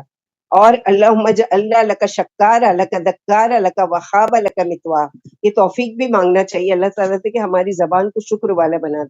سفیان ابن عیینہ کہتے ہیں کہ جو 5 نمازیں ادا کرتا ہے گویا کہ اس نے اللہ کا شکر ادا کر دیا، اور جو ہر نماز کے بعد والدین کے لیے دعا کرتا ہے تو گویا اس نے والدین کا شکریہ ادا کر دیا. اپنی زندگی میں اور اپنے جیسے ابراہیم علیہ السلام کی دعا بچوں کو یاد کرائیں، آپ اپنے والدین کے لیے دعا کریں تاکہ آپ ان کے لیے اور آپ کی اولاد آپ کے لیے صدقہ جاریہ بنے. جیسے کہ وہ دعا مانگتے رب جلنی مقیم الصلاۃ ومن ذریتی ربنا وتقبل دعا رب ارحمہما کما ربیانی صغیرا. خاص طور پر ماں کا ذکر زیادہ مشقت ماں کرتی ہے، اور ماں بچے کو پال پوس کر بڑا کرتی ہے. 3 مہینہ 9 مہینہ پیٹ میں رکھنے کی تکلیف، اس کے بعد دودھ پلانے کی تکلیف، اس کو بڑا کرنے کی تکلیف. تو یہاں خاص طور پر ماں کا ذکر کیا گیا ہے کہ ماں ہے جو وہ وہنن الی وہن، یعنی تکلیف پر تکلیف اٹھاتی ہے. تو ماں باپ کی فرما برداری کرنا ہے، جیسے کہ سورہ اسراء میں پڑھ چکے، اپنے کندھوں کو جھکا کر رکھنا ہے ان کی خدمت کے لیے، ان کی ہر ممکن دل جوئی کی کوشش کرنا ہے. لیکن اگر وہ کوئی ایسا کام کا حکم دیتے ہیں، مثلا چوری کرو جا کے، سود کی کمائی لا کے دو، یا پھر نماز مت پڑھو، یا اللہ تعالیٰ کی نافرمانی کرو، یا اللہ کے رسول کو مت مانو نعوذ باللہ، تو یہ ساری باتوں میں ان کی اطاعت نہیں کرنا ہے. کہ اللہ کے ساتھ شرک کرو، تو یہ ساری چیزیں نہیں ماننا ہے. لیکن ان کے ساتھ حسن سلوک کا، چاہے کہ مشرک ہے، یہاں پر کتنا انصاف کا تقاضا کہ ماں باپ چاہیں کہ مشرک ہے، اگر وہ تم کو شرک کی دعوت دیتے ہیں تو صرف وہ بات نہیں ماننا ہے، لیکن ان کے ساتھ ہمیشہ اچھا سلوک کرنا ہے. یا بنیا انہا ان تکن مثقال حبۃ من خردل فتکن فی صخرۃ او فی السماوات او فی الارض یاتی بها اللہ ان اللہ لطیف خبیر. یا بنیا اقیم الصلاۃ وامر بالمعروف وانہا عن المنکر واصبر علی ما اصابک ان ذلک من عزم الامور ولا تسعر خدک للناس ولا تمشی فی الارض مرحا ان اللہ لا يحب كل مختال فخور واقصد فی مشیک واغضض من صوتک ان انکر الاصوات لصوت الحمیر. میرے پیارے بچے، اگر کوئی چیز رائی کے دانے کے برابر بھی ہو، پھر وہ کسی چٹان میں ہو یا آسمان میں یا زمین میں، اسے بھی اللہ یقیناً لے آئیں گے. یقین مانو اللہ بڑے باریک بین اور خبردار ہے. پیارے بچے، نماز قائم رکھنا، اچھے عملوں کی نصیحت کرتے رہنا اور برے عملوں سے روکتے رہنا، اور اس راہ میں تمہیں جو بھی تکلیف پہنچے اسے برداشت کر لینا. یقین مانو یہ کام بڑی ہمت کا ہے. خبردار لوگوں کے سامنے اپنا رخسار یعنی منہ مت پھلانا اور زمین پر اکڑ کر مت چلنا. بلا شبہ حق تعالیٰ مغرور اور شیخی کورے کو پسند نہیں فرماتے. اور اپنی چال درمیانی رکھنا اور آواز پست رکھنا. واقعی بدترین آواز گدھے کی آواز ہے. جیسا کہ حدیث میں آئے کہ اپنے بھائی سے خندہ پیشانی سے ملاقات کرنا بھی نیکی ہے، اور تہبند لٹکانے سے بچتے رہنا، کیونکہ یہ غرور کی نشانی ہے، اور غرور کو حق تعالیٰ پسند نہیں کرتے. کیونکہ اللہ تعالیٰ کے لیے لائق و ذبح ہے کبیر ہونا، اللہ اکبر کبیرہ الحمد للہ کثیرہ و سبحان اللہ بکرۃ و اصیلا. تو اللہ کے لیے بڑائی اور کبریائی اللہ تعالیٰ پسند نہیں کرتے کہ کوئی غرور کرے، کوئی تکبر کرے.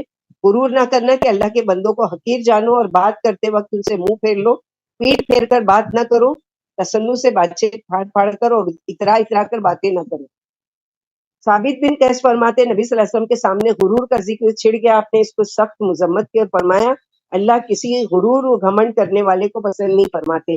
پھر ایک شخص نے کہا اللہ کے رسول، میں کپڑے دھوتا ہوں اور ان کی سفیدی مجھے اچھی معلوم ہوتی ہے، اور مجھے اپنے جوتے کا تسمہ کوڑے کا قبضہ اچھا معلوم ہوتا ہے، یعنی یہ ساری چیزیں جو میری پسند کی میں اس کو صاف ستھرا رکھنا چاہتی ہوں، تو یہ کیا یہ بھی غرور ہے؟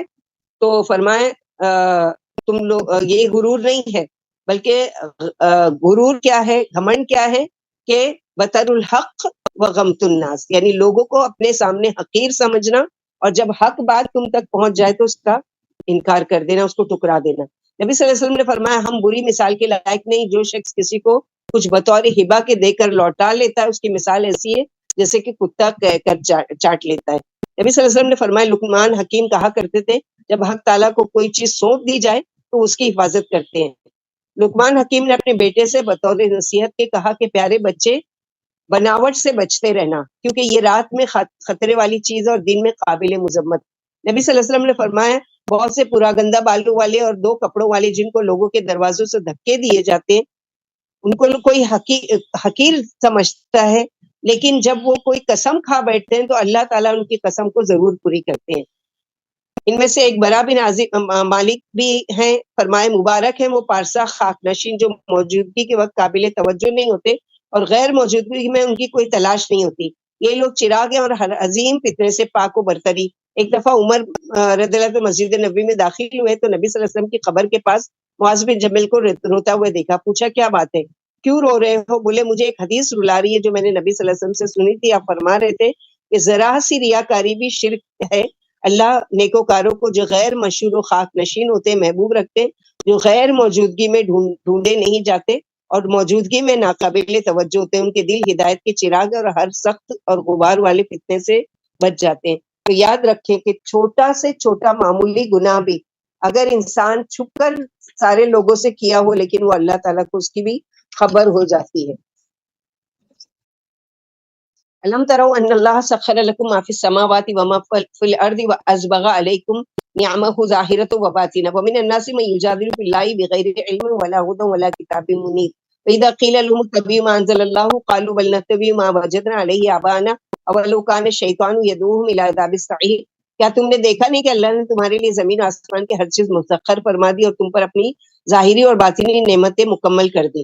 بعض لوگ اللہ کے بارے میں بلا علم کے بلا دلیل کے اور بغیر روشن کتاب کے جھگڑا کیا کرتے ہیں، اور جب ان سے کہا جاتا ہے کہ اللہ کی اتاری ہوئی وحی کی پیروی کرو تو کہتے ہیں کہ نہیں، بلکہ ہم تو اس راہ کی پیروی کریں گے جس پر باپ دادا کو پایا ہے، اگرچہ شیطان ان کے باپ دادوں کو دوزخ کے عذاب کی دعوت دیتا رہو۔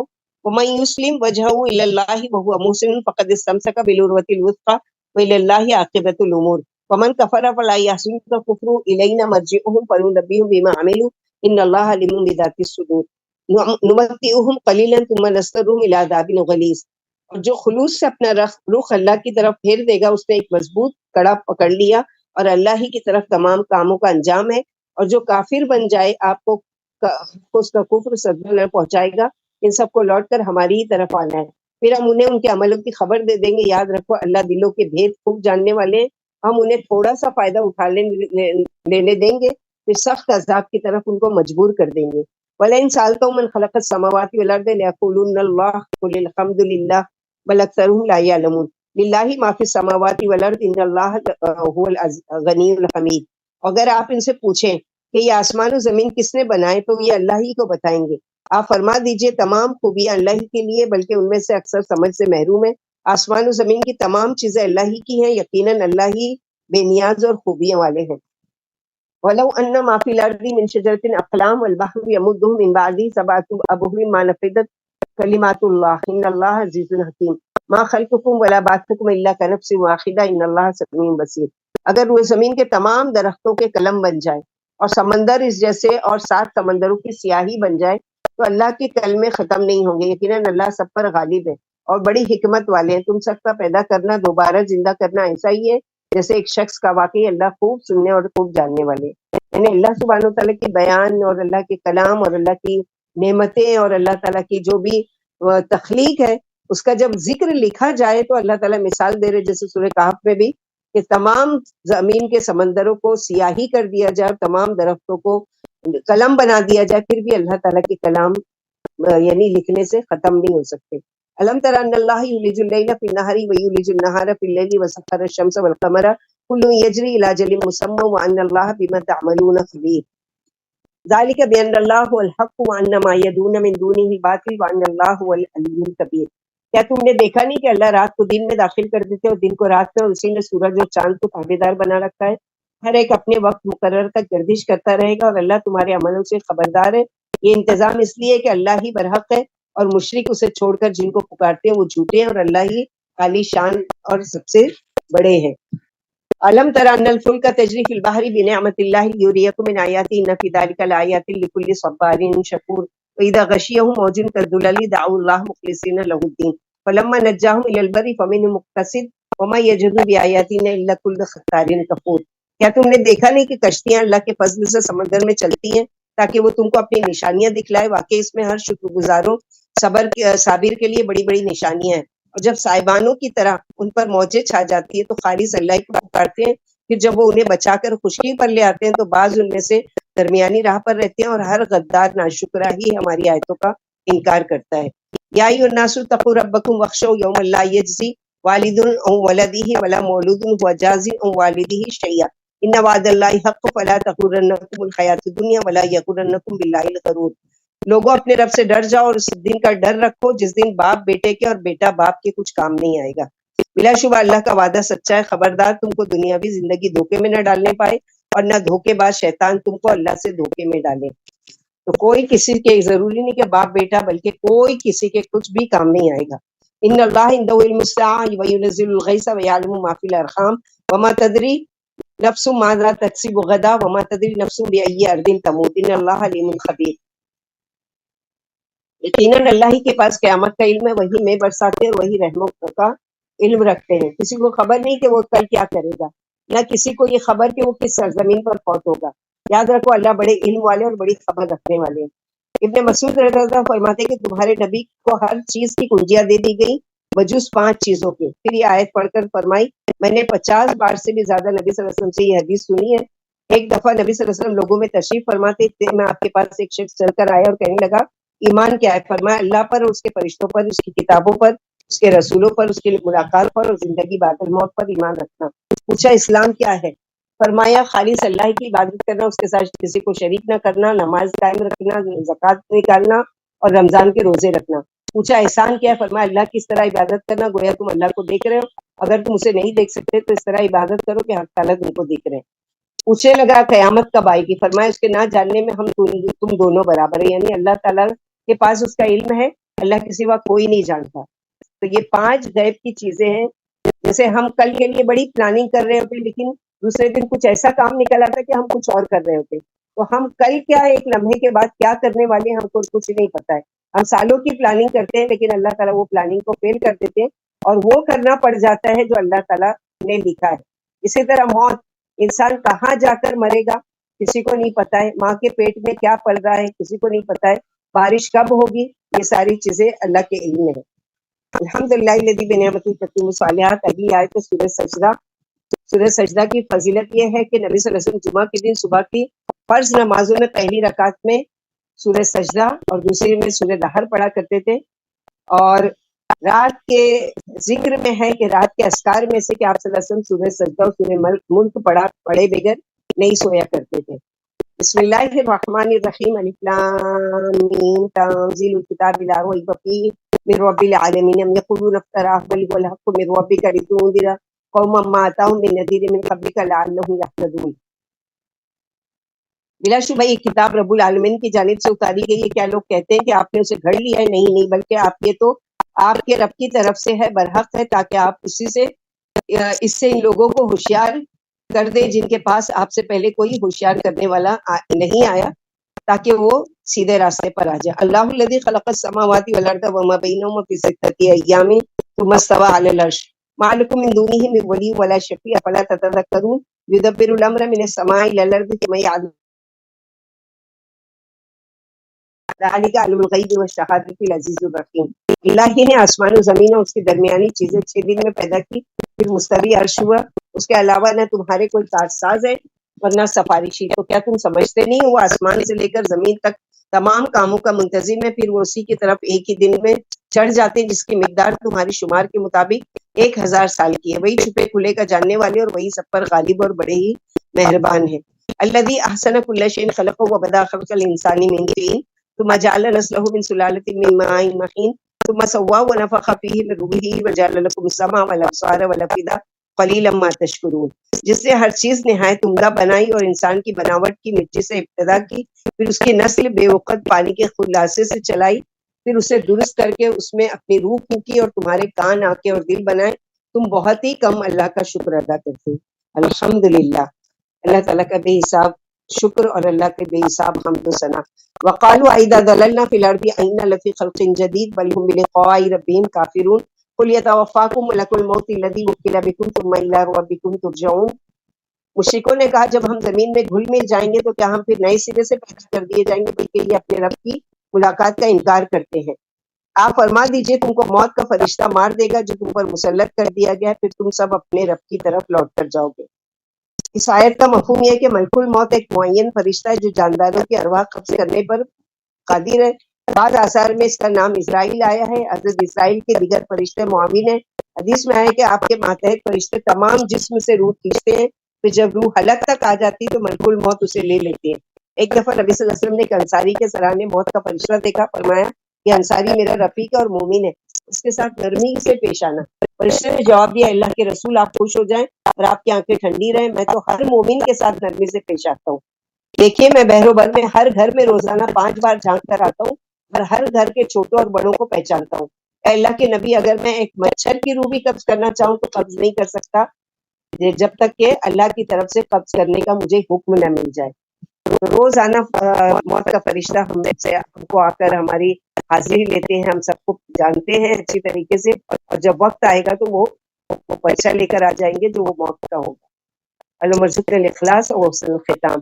ولو ترى إذ المجرمون ناكسوا رؤوسهم عند ربهم ربنا أبصرنا وسمعنا فارجعنا نعمل صالحا إنا موقنون ولو شئنا لآتينا كل نفس هداها ولكن حق القول مني لأملأن جهنم من الجنة والناس أجمعين فذوقوا بما نسيتم لقاء يومكم هذا إنا نسيناكم وذوقوا عذاب الخلد بما كنتم تعملون۔ کاش تم دیکھتے سب گناہگار اپنے سر اپنے رب کے سامنے جھکائے کھڑے ہوں گے اور کہہ رہے ہوں گے کہ اے ہمارے رب، ہم نے دیکھ لیا اور سن لیا، اب ہمیں لوٹا دیجئے تاکہ ہم نیک عمل کر لیں۔ اب ہمیں پکا یقین ہے اگر ہم چاہتے تو ہر شخص کو ہدایت پر لے آتے، لیکن میری یہ بات واجب ہو چکی ہے کہ میں جنوں اور انسانوں سے جہنم بھر دوں گا۔ اچھا تو تم اس دن کی ملاقات کو بھلا بیٹھنے کا مزہ چکھتے رہو، ہم نے بھی تم کو بھلا دیا اور تم اپنے عملوں کی وجہ سے دائمی عذاب کا لطف اٹھاتے رہو۔ انما یؤمن بآیاتنا الذین اذا ذکروا بها خروا سجدا وسبحوا بحمد ربهم وهم لا یستکبرون۔ ہماری آیتوں پر وہی ایمان لاتے جب انہیں نصیحت کی جاتی ہے تو سجدے میں گر پڑتے اور اپنے رب کی پاکی ماں اس کی بڑائیوں کے بیان کرنے لگتے اور غرور نہیں کرتے۔ ہم کو بھی سجدہ کرنا چاہیے، اور کل کی آیت بھی آئی کہ سجدے تلاوت کی اگر کوئی بھول گیا ہو تو 2 بار سجدہ کرے۔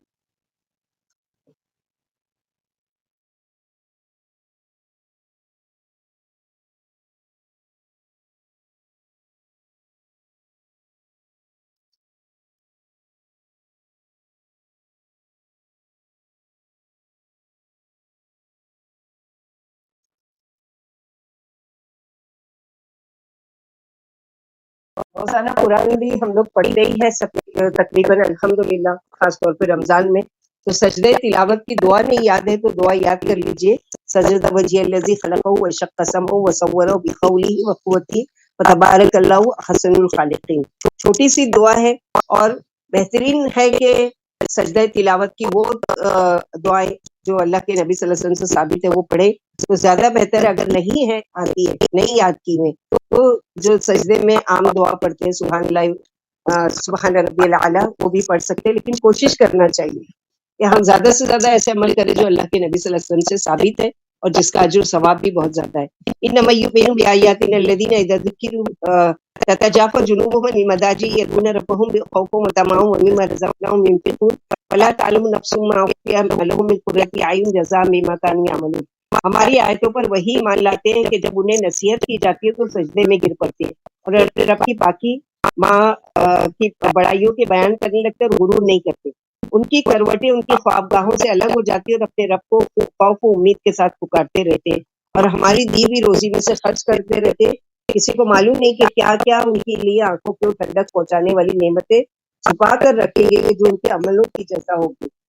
تعریف کی جاتی ہے جو راتوں کو اٹھ کر اللہ تعالیٰ کو پکارتے ہیں، بستروں سے ان کے پہلو الگ ہوتے ہیں اور یہ ساری چیزیں بہت ساری احادیث ہے اس کے بارے میں، لیکن ٹائم کم ہونے کی وجہ سے ہم کچھ بھی نہیں پڑھ سکتے۔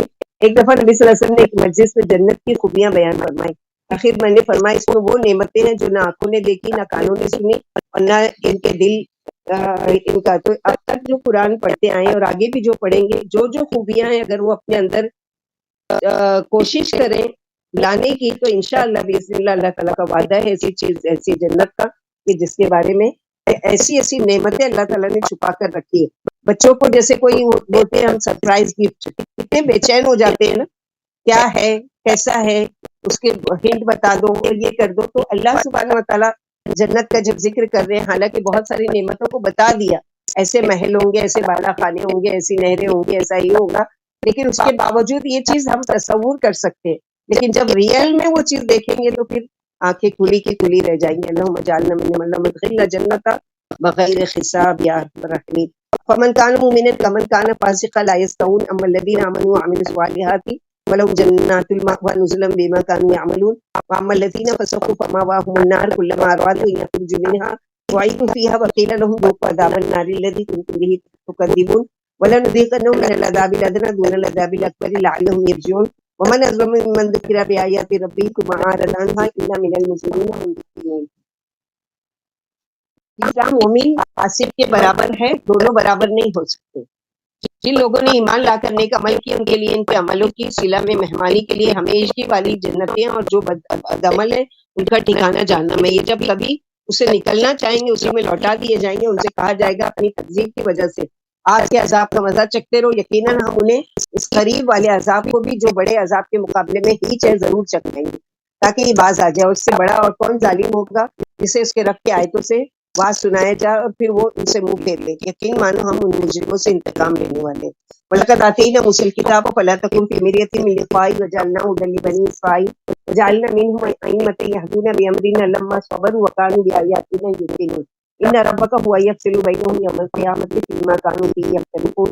بلا شبہ ہم نے موسیٰ علیہ السلام کو کتاب دی تھی کہ آپ کو اس کی ملاقات میں شک نہ ہونا چاہیے، اور ہم نے ان کو اسرائیلیوں کے لیے باعث ہدایت بنایا تھا. جب انہوں نے صبر کیا تو ہم نے ان میں سے پیشوا بنائے جو ہمارے حکم سے لوگوں کو ہدایت کیا کرتے تھے، اور وہ ہماری آیتوں کا یقین رکھتے تھے. یقیناً قیامت کے دن آپ کرم ہی ان کے درمیان ان کے اختلاف کا فیصلہ فرما دیں گے.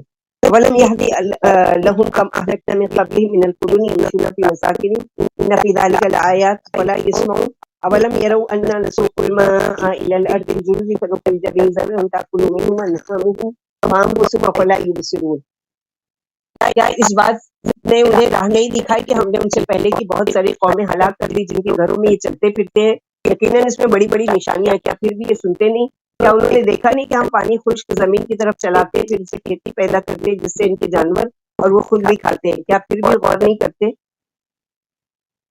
وَيَقُولُونَ مَتَىٰ هَٰذَا الْفَتْحُ إِن كُنتُمْ صَادِقِينَ قُلْ يَوْمَ الْفَتْحِ لَا يَنفَعُ الَّذِينَ كَفَرُوا إِيمَانُهُمْ وَلَا هُمْ يُنذَرُونَ فَأَعْرِضْ عَنْهُمْ وَانتَظِرْ إِنَّهُم مُّنتَظِرُونَ.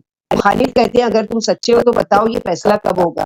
آپ فرما دیجئے کہ فیصلے کا دن کافروں کو ان کا ایمان مفید ثابت نہیں ہوگا اور نہ انہیں مہلت دی جائے گی. آپ ان سے منہ موڑ لیں اور انتظار فرمائیں، وہ بھی منتظر ہے.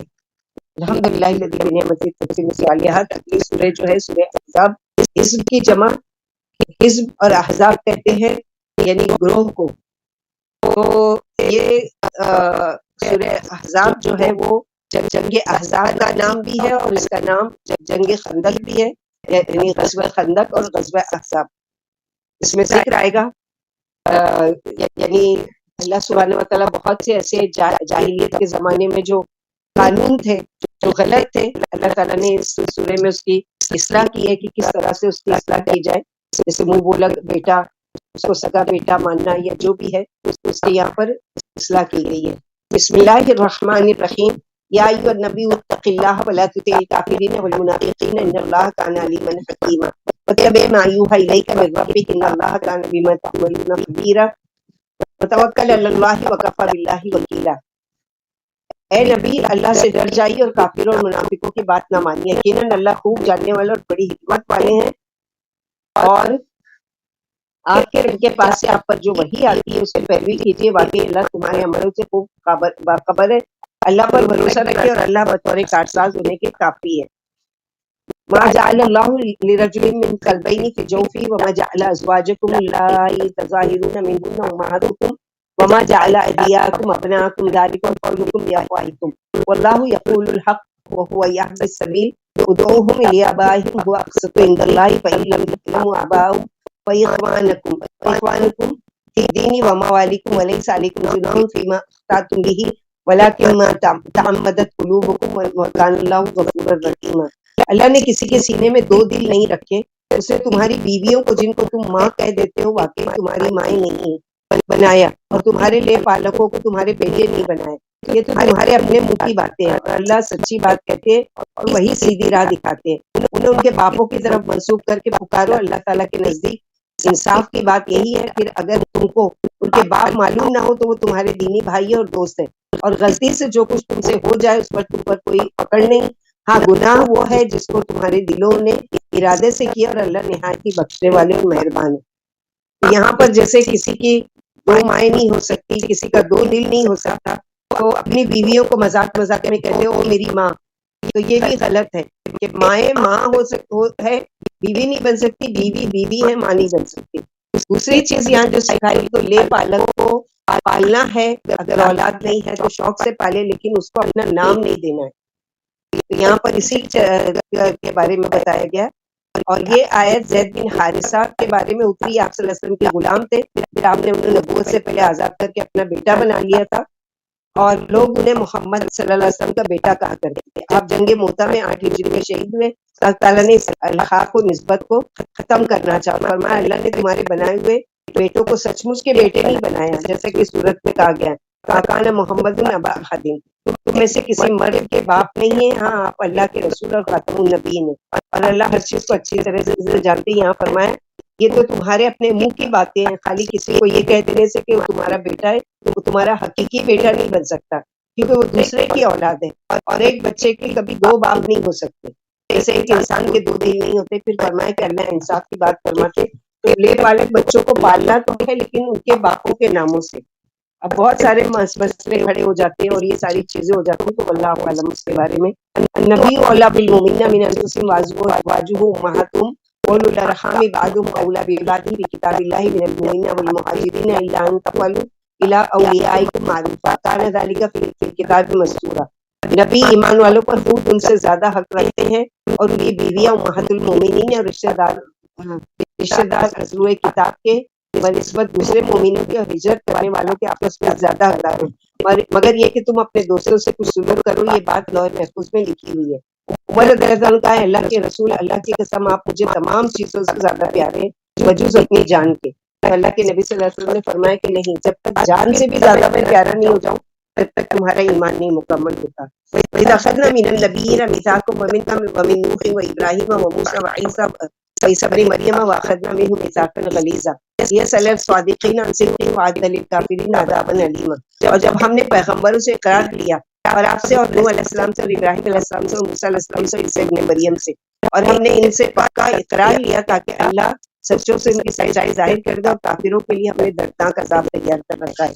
یا ایھا الذین آمنوا اذکروا نعمت اللہ علیکم اذ جاءتکم جنود فارسلنا علیہم ريحا وجنودا لم تروها وكان الله بما تعملون بصيرا اذ جاءوكم من فوقكم ومن اسفل منكم واذ زاغت الابصار وبلغت القلوب الحناجر وتظنون بالله الظنون. اے ایمان والو, تم پر جو اللہ کی نعمتیں ہیں انہیں یاد کر لو, اور جب تم سے لڑنے کے لیے فوجیں آئے تو ہم نے ان پر آندھی بھیج دی, اور ایسی فوجوں کو بھی جن کو تم نے دیکھا نہیں, اور اللہ تمہارے خوب عمل دیکھ رہے ہیں. جب دشمن تم پر اور اوپر سے اور نیچے سے چڑھ آئے تھے, اور جب آنکھیں پتھرا گئی تھی تو کلیجے منہ کو آنے لگے, تو تم اللہ تعالیٰ سے کچھ اور گمان کرنے لگے تھے. تو یہ غزوہ خندق کا واقعہ ہے جو شوال 5 ہجری میں ہوا تھا. اس کی ڈیٹیل اگر جاننا ہے تو آپ رمضان کے بعد جوائن ہوئیے, تاکہ ہم جو سیرت النبی شروع کریں گے اس میں اللہ کے نبی صلی اللہ علیہ وسلم نے کتنے غزوے کیے اور کس میں شامل ہوئے, وہ ساری چیزوں کا ذکر اس میں ہوگا انشاءاللہ باذن اللہ. لنک دوسری ہو جائے گی گوگل میٹ پر, جو آپ لوگوں کو مل جائے گی. جیسے آپ لوگ اس سے جوائن ہوئے ویسے گوگل میٹ پر جوائن ہوئے, اور ضرور جڑے رہیے. اور ایک میٹنگ چاہتے ہیں آپ لوگوں سے ایک مرتبہ, کہ آپ لوگوں کے خیالات جانیں, اور آپ لوگوں کو مزید آگے پڑھنے کا شوق ہے یا وہ ہے, اس کے بارے میں انشاءاللہ آپ لوگوں کو کیا جائے گا کہ ایک آدھے گھنٹے کی ہم لوگ ضرور ایک میٹنگ رکھیں گے انشاءاللہ باذن اللہ, کلاس کے بعد یا رات میں یا جب بھی موقع لگے. اعوذ باللہ من الشیطان الرجیم. هنالك ابتلي المؤمنون وزلزلوا زلزالا شديدا وإذ يقول المنافقون والذين في قلوبهم مرض ما وعدنا الله ورسوله إلا غرورا وإذ قالت طائفة منهم يا أهل يثرب لا مقام لكم فارجعوا ويستأذن فريق منهم النبي ويقولون إن بيوتنا عورة وما هي بعورة إن يريدون إلا فرارا. یہیں ایمان والوں کی جانچ کی گئی اور انہیں خوب جھنجھوڑا گیا ہے جو منافق اور وہ لوگ جن کے دلوں میں روک تھا کہہ رہے تھے ہم سے اللہ نے اور اس کے رسول نے وعدہ کیا ہے محض دھوکہ ہے. اور جب ان میں سے ایک جماعت نے کہا کہ اے یثرب والو اب تمہارا ٹھہرنا ممکن نہیں اس لیے لوٹ جاؤ، اور ان میں سے ایک گروہ سے اجازت مانگ رہا تھا اور کہہ رہا تھا کہ ہمارے گھر کھلے ہوئے ہیں، حالانکہ گھر کھلے ہوئے نہیں تھے، یہ تو محض بھاگنا چاہتے. منافقین کوئی نہ کوئی بہانہ کیا کرتے تھے جنگ سے دور رہنے کا. یہاں ان کا ہی ذکر ہے وَلَوْ دُخِلَتْ عَلَيْهِم مِّنْ أَقْطَارِهَا ثُمَّ سُئِلُوا الْفِتْنَةَ لَآتَوْهَا وَمَا تَلَبَّثُوا بِهَا إِلَّا يَسِيرًا وَلَقَدْ كَانُوا عَاهَدُوا اللَّهَ مِن قَبْلُ لَا يُوَلُّونَ الْأَدْبَارَ وَكَانَ عَهْدُ اللَّهِ مَسْئُولًا قُل لَّن يَنفَعَكُمُ الْفِرَارُ إِن فَرَرْتُم مِّنَ الْمَوْتِ أَوِ الْقَتْلِ وَإِذًا لَّا تُمَتَّعُونَ إِلَّا قَلِيلًا قُلْ مَن ذَا الَّذِي يَعْصِمُكُم مِّنَ اللَّهِ إِنْ أَرَادَ بِكُمْ سُوءًا أَوْ أَرَادَ بِكُمْ رَحْمَةً وَلَا يَجِدُونَ لَهُم مِّن دُونِ اللَّهِ وَلِيًّا وَلَا نَصِيرًا. اور اگر مدینہ کے چاروں طرف سے ان پر لشکر داخل کیا جائے پھر ان سے فتنے کا سوال کیا جائے تو یقیناً فتنے میں پڑ جائیں گے، اور فتنے میں پڑ جانے میں کچھ یوں ہی سا وقفہ کریں گے. بلا شبہ اس سے پہلے کہ اللہ سے عہد کر چکے تھے کہ پیچھے نہیں پھیریں گے، اور اللہ سے باندھے ہوئے پیمانے کی باس پرس یقیناً کی جائے گی. آپ فرما لیجیے اگر تم موت کے ڈر سے یا قتل کے ڈر سے بھاگو گے تو یہ بھاگنا تم کو ہرگز بھی فائدہ مند ثابت نہیں ہوگا، اور اس وقت تم کو بہت کم فائدہ اٹھانے دیا جائے گا. آپ ان سے پوچھیں کہ اگر اللہ تم کو کچھ تکلیف پہنچانا چاہے یا تم کو اپنی رحمت سے نوازنا چاہے تو کون ہے جو تم کو بچا لے گا؟ اور وہ اللہ کے سوا اپنا کوئی دوست اور مددگار نہیں پائیں گے. منافقین کے راز کھول کھول کر بیان کیے جا رہے ہیں. قد يعلم الله المعوقين منه قد يعلم الله المعوقين منكم والقائلين لإخوانهم هلم إلينا ولا يأتون البأس إلا قليلا أشيهة عليكم فإذا جاء الخوف رأيتهم ينظرون إليك تدور أعينهم كالذي يغشى عليه من الموت فإذا ذهب الخوف سلكوكم بألسنة حداد أشيهة على الخير أولئك لم يؤمنوا فأحبط الله أعمالهم وكان ذلك على الله يسيرا. اللہ تم میں سے انہیں خوب جانتے ہیں جو دوسروں کو روکنے والے اور اپنے بھائیوں سے کہہ رہے ہیں ہمارے پاس آ جاؤ، اور وہ شاذ و نادر لڑائی میں سال میں آ جاتے ہیں کہ تمہاری مدد پر بخیل ہے. جب خوف و دہشت کا وقت آ جاتا ہے تو آپ انہیں دیکھیں گے کہ وہ آپ کی طرف نگاہیں جمائے ہوئے اور ان کی آنکھیں اس طرف ہٹ رہی ہیں جیسے اس کی جس پر موت کی بے ہوشی طاری ہو جاتی. پھر جب وہ دہشت ختم ہو جاتی ہے تو تمہارے سامنے اپنی تیز زبانوں سے چکنی چپڑی باتیں کرتے اور مال کے بڑے لالچی ہیں. یہ مومن ہی نہیں ہے، اس لیے اللہ نے ان کے سارے عمل غارت پر ڈالے. یہ بات اللہ کے لیے بہت ہی آسان ہے. منافقین کی ایک ایک حرکتوں کو کھول کھول کر بیان کیا گیا ہے. يحسبون الأحزاب لم يذهبوا وإن يأتي الأحزاب يودوا لو أنهم بادون في الأعراب يسألون عن أنبائكم ولو كانوا فيكم ما قاتلوا إلا قليلا. خیال کر رہے ہیں کہ لشکر نہیں گئے، اور اگر لشکر آ جائے تو یہ آرزو کرتے ہیں کاش وہ دیہاتیوں کے ساتھ جنگلوں میں ہوتے اور تمہارے حالات معلوم کرتے. اگر وہ تم میں حاضر بھی ہوں تو جنگ برائے نام ہی لڑیں گے. كان لكم في رسول الله أسوة حسنة لمن كان يرجو الله واليوم الآخر وذكر الله كثيرا. فلما رأى المؤمنون الأحزاب قالوا هذا ما وعدنا الله ورسوله وصدق الله ورسوله وما زادهم إلا إيمانا وتسليما. بلا شبہ تمہارے لیے اللہ کے رسول میں ایک اچھا بہترین نمونہ ہے، بلکہ ہر اس شخص کے لیے جو اللہ پر اور آخرت پر یقین رکھتا ہے اور کثرت سے اللہ تعالیٰ کا ذکر کرتا ہے. جب ایمان والوں نے لشکر کو دیکھا تو کہنے لگے انہی کا وعدہ اللہ نے اور اس کے رسول نے فرمایا، اور اللہ نے اور اس کے رسول نے سچ فرمایا. اس نزاکت نے ان کے ایمان و تسلیم کو اور بھی بڑھا دیا.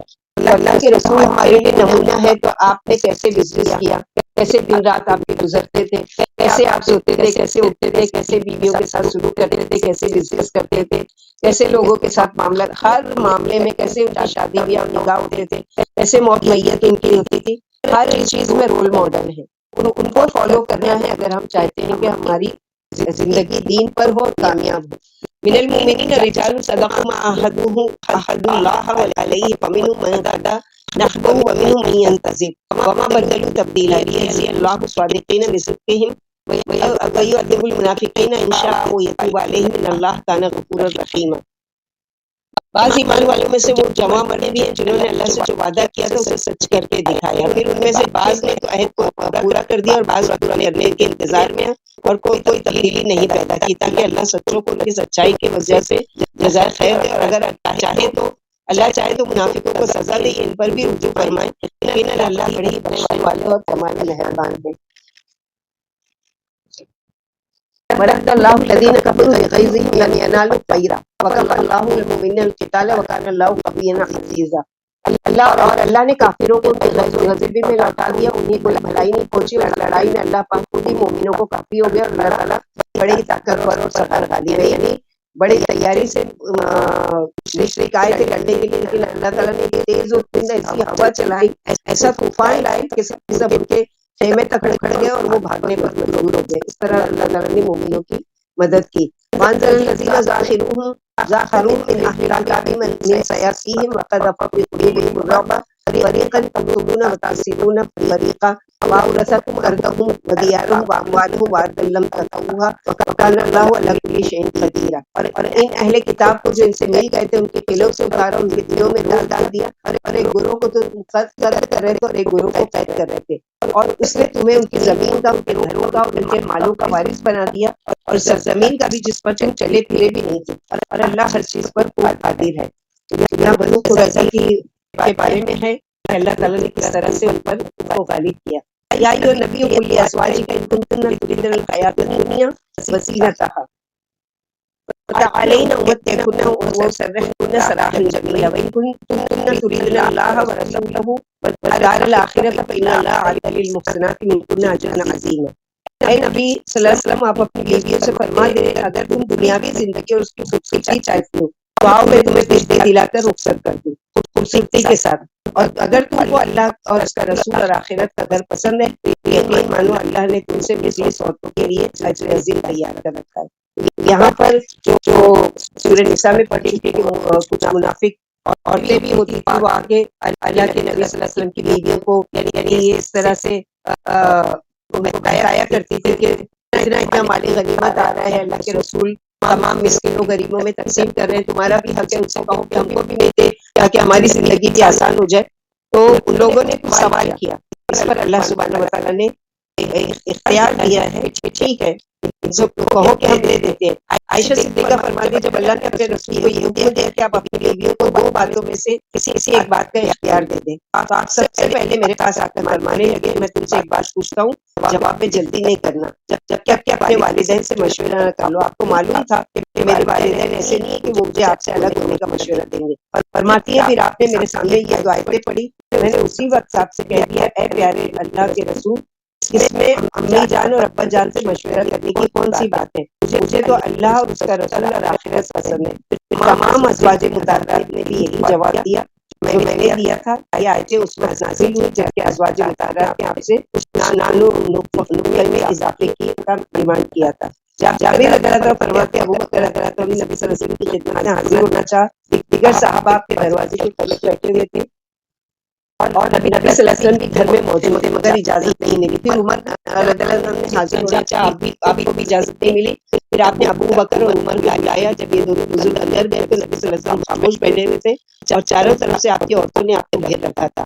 عمر رضی اللہ عنہ دل میں سوچا کہ مجھے اللہ کے رسول سے ایسی بات کرنی چاہیے جس سے آپ ہنسنے لگے۔ بولے اے اللہ کے نبی، میری گناہ بیوی زید کی بیٹی نے ابھی مجھ سے خرچ مانگا تھا، میں نے اس کی گردن اچل دی۔ یہ سن کر آپ کون سی آ گئی جس سے آپ کی کشمیاں نظر آ گئی، اور فرمائے میرے ساتھ بھی یہی معاملہ درپیش ہے، یہ سب مجھ سے خرچ مانگ رہی ہیں۔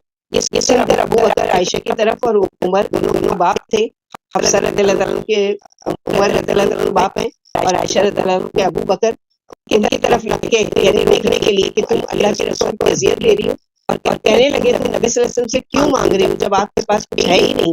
آپ نے دونوں کو منع کر دیا کہ تم کچھ مت کہو۔ سب نے کہا کبھی ہم اللہ کے رسول سے ایسی حالت میں کچھ طلب نہیں کریں گے جب آپ کے پاس کچھ نہ ہوگا۔ پھر اللہ نے اختیار کی آیتیں اتاری۔ عائشہ رضی اللہ عنہا کہا آپ میرا جواب کسی اور بیوی سے بیان نہ فرمائیں۔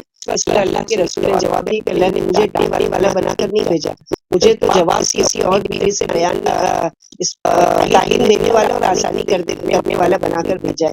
اس سے جو بیوی تمہارے جواب کو پوچھے گی صاف صاف بتا دوں گا۔ خیار کے وقت یعنی اختیار کے وقت آپ کے نکاح میں 9 عورتیں تھیں، 5 تو قریشی تھی، عائشہ، حفصہ، ام حبیبہ، سودا اور ام سلمہ، صفیہ بنت حیی اور میمونہ بنت حارث، زینب بنت جہش، میمونہ بنت الحارث، امہات المؤمنین رضی اللہ عنہ ورضوا عنہ۔ یا نساء النبی من یأت منکن بفاحشۃ مبینہ یضاعف لها العذاب ضعفین وکان ذلک علی اللہ یسیرا۔ اے نبی کی بیویوں میں سے جو بھی کوئی بد اخلاقی کا ارتکاب کرے گی اسے بھی سزا دی جائے گی، اور یہ بات اللہ کے نزدیک نہایت آسان ہے۔ الحمدللہ الذی بنعمتہ تتم الصالحات۔ اللہ سبحانہ وتعالیٰ کا قرآن اللہ کا کلام ہے کہ اللہ تعالیٰ نبی صلی اللہ علیہ وسلم کے گھرانوں کے اندر جو باتیں ہیں وہ بھی کھول کھول کر بیان کر رہے ہیں، اور اللہ کے نبی صلی اللہ علیہ وسلم کی زبردست امانت کی کہ اپنے گھر کی بات کو کسی سے شیئر نہیں کرنا چاہتا ہے، خاص طور پر وہ جو عیب والی باتیں ہوں، لیکن یہاں پر اللہ کے رسول امانت کے ساتھ وہ باتیں بھی ذکر کر رہے ہیں جس کا قرآن میں مینشن کیا گیا ہے، اور قیامت تک یہ آیتیں پڑھی جائیں گی۔ الحمدللہ الذی بنعمتہ تتم الصالحات۔ اللہ سبحانہ وتعالیٰ کا احسان ہے، اللہ کا شکر ہے، اللہ کا احسان ہے کہ اللہ تعالیٰ نے توفیق دی کہ ہم اس کی کتاب، اس کے کلام کو پڑھیں، سمجھیں۔ اللہ تعالیٰ ہم کو عمل کرنے والا بھی بنا دے۔ اللہ سبحانہ وتعالیٰ اس کے ساتھ مرتے دم کو ہم کو جڑے رہنے کے قابل بھی بنائے۔ اور آپ لوگ بتائیے کہ یعنی کون سا ایسا ٹائم ہوگا جو ہم لوگ ایک میٹنگ رکھیں گے انشاءاللہ، کیا کیا خیالات جانے، اور یہ جانے کہ کون سی بہنیں یعنی کیا فائدہ پہنچے، یہ ساری چیزیں۔ اللہ سبحانہ وتعالیٰ سے دعا ہے کہ اللہ تعالیٰ ہم لوگوں کو کہنے سننے سے زیادہ عمل کی توفیق عطا فرمائے۔ اللہ سبحانہ وتعالیٰ ہم سب کی کوششوں کو قبول کرے۔ اللہ ہم میں سے جو بیمار ان کو شفائے کاملہ عطا فرمائے۔ اللہ قید میں ان کی رہائی کا انتظام کرے۔ اللہ اولاد ان کو نیک صالح اولاد کی خوشخبری سنائے۔ اللہ تعالیٰ جن کے اولادیں راہ راست سے بچی ہوئی، اللہ تعالیٰ ان کو نیکوکار بنائے، ماں باپ کا صدقہ جاریہ بنائے۔ اللہ سبحانہ وتعالیٰ ہم سب کو ہمارے ماں باپ کے لیے صدقہ جاریہ اور ہماری اولادوں کو ہمارے لیے صدقہ جاریہ بنائے۔ اللہ سبحانہ وتعالیٰ اپنی رضا سے زندگی گزارنے کی توفیق عطا فرمائے، اور اللہ سبحانہ وتعالیٰ کی رضا پر ہی ہم کو اس دنیا سے جانے کی اللہ تعالیٰ توفیق عطا فرمائے۔ اللہ تعالیٰ اس حال میں ہم دنیا سے جائیں کہ ہمارا رب ہم سے راضی ہو، ہم کو بغیر حساب کتاب جنت میں داخل کرے۔ اللہم انا نسألک رضاک والجنہ، اللہم انا نسألک جنت الفردوس، اللہم ادخلنا جنت بغیر حساب، اللہم انا نسألک جنت وما قرب الیہ قول وعمل، ونعوذ بک من عذاب جہنم وما قرب الیہ قول وعمل، واسألک ان تجعل كل قضاء قضيته لي خيرا، رب ارحمهما كما ربياني صغيرا، اللهم اغفر لهم وارحمهم، اللهم ارزقنا الاخلاص وحسن الختام، اللهم اعنا غمرات الموت وسكرات الموت، اللهم ثبتنا بالقول الثابت في الحياة الدنيا وفي الآخرة، اللهم ثبتنا بكلمة لا إله إلا أنت الموت، وآخر دعوانا أن الحمد لله رب العالمين، سبحان ربك رب العزة عما يصفون، سلام على المرسلين، الحمد لله رب العالمين، سبحانك اللهم وبحمدك، أشهد أن لا إله إلا أنت، أستغفرك وأتوب إليك۔ السلام عليكم ورحمة الله وبركاته، جزاكم الله خيرا كثيرا.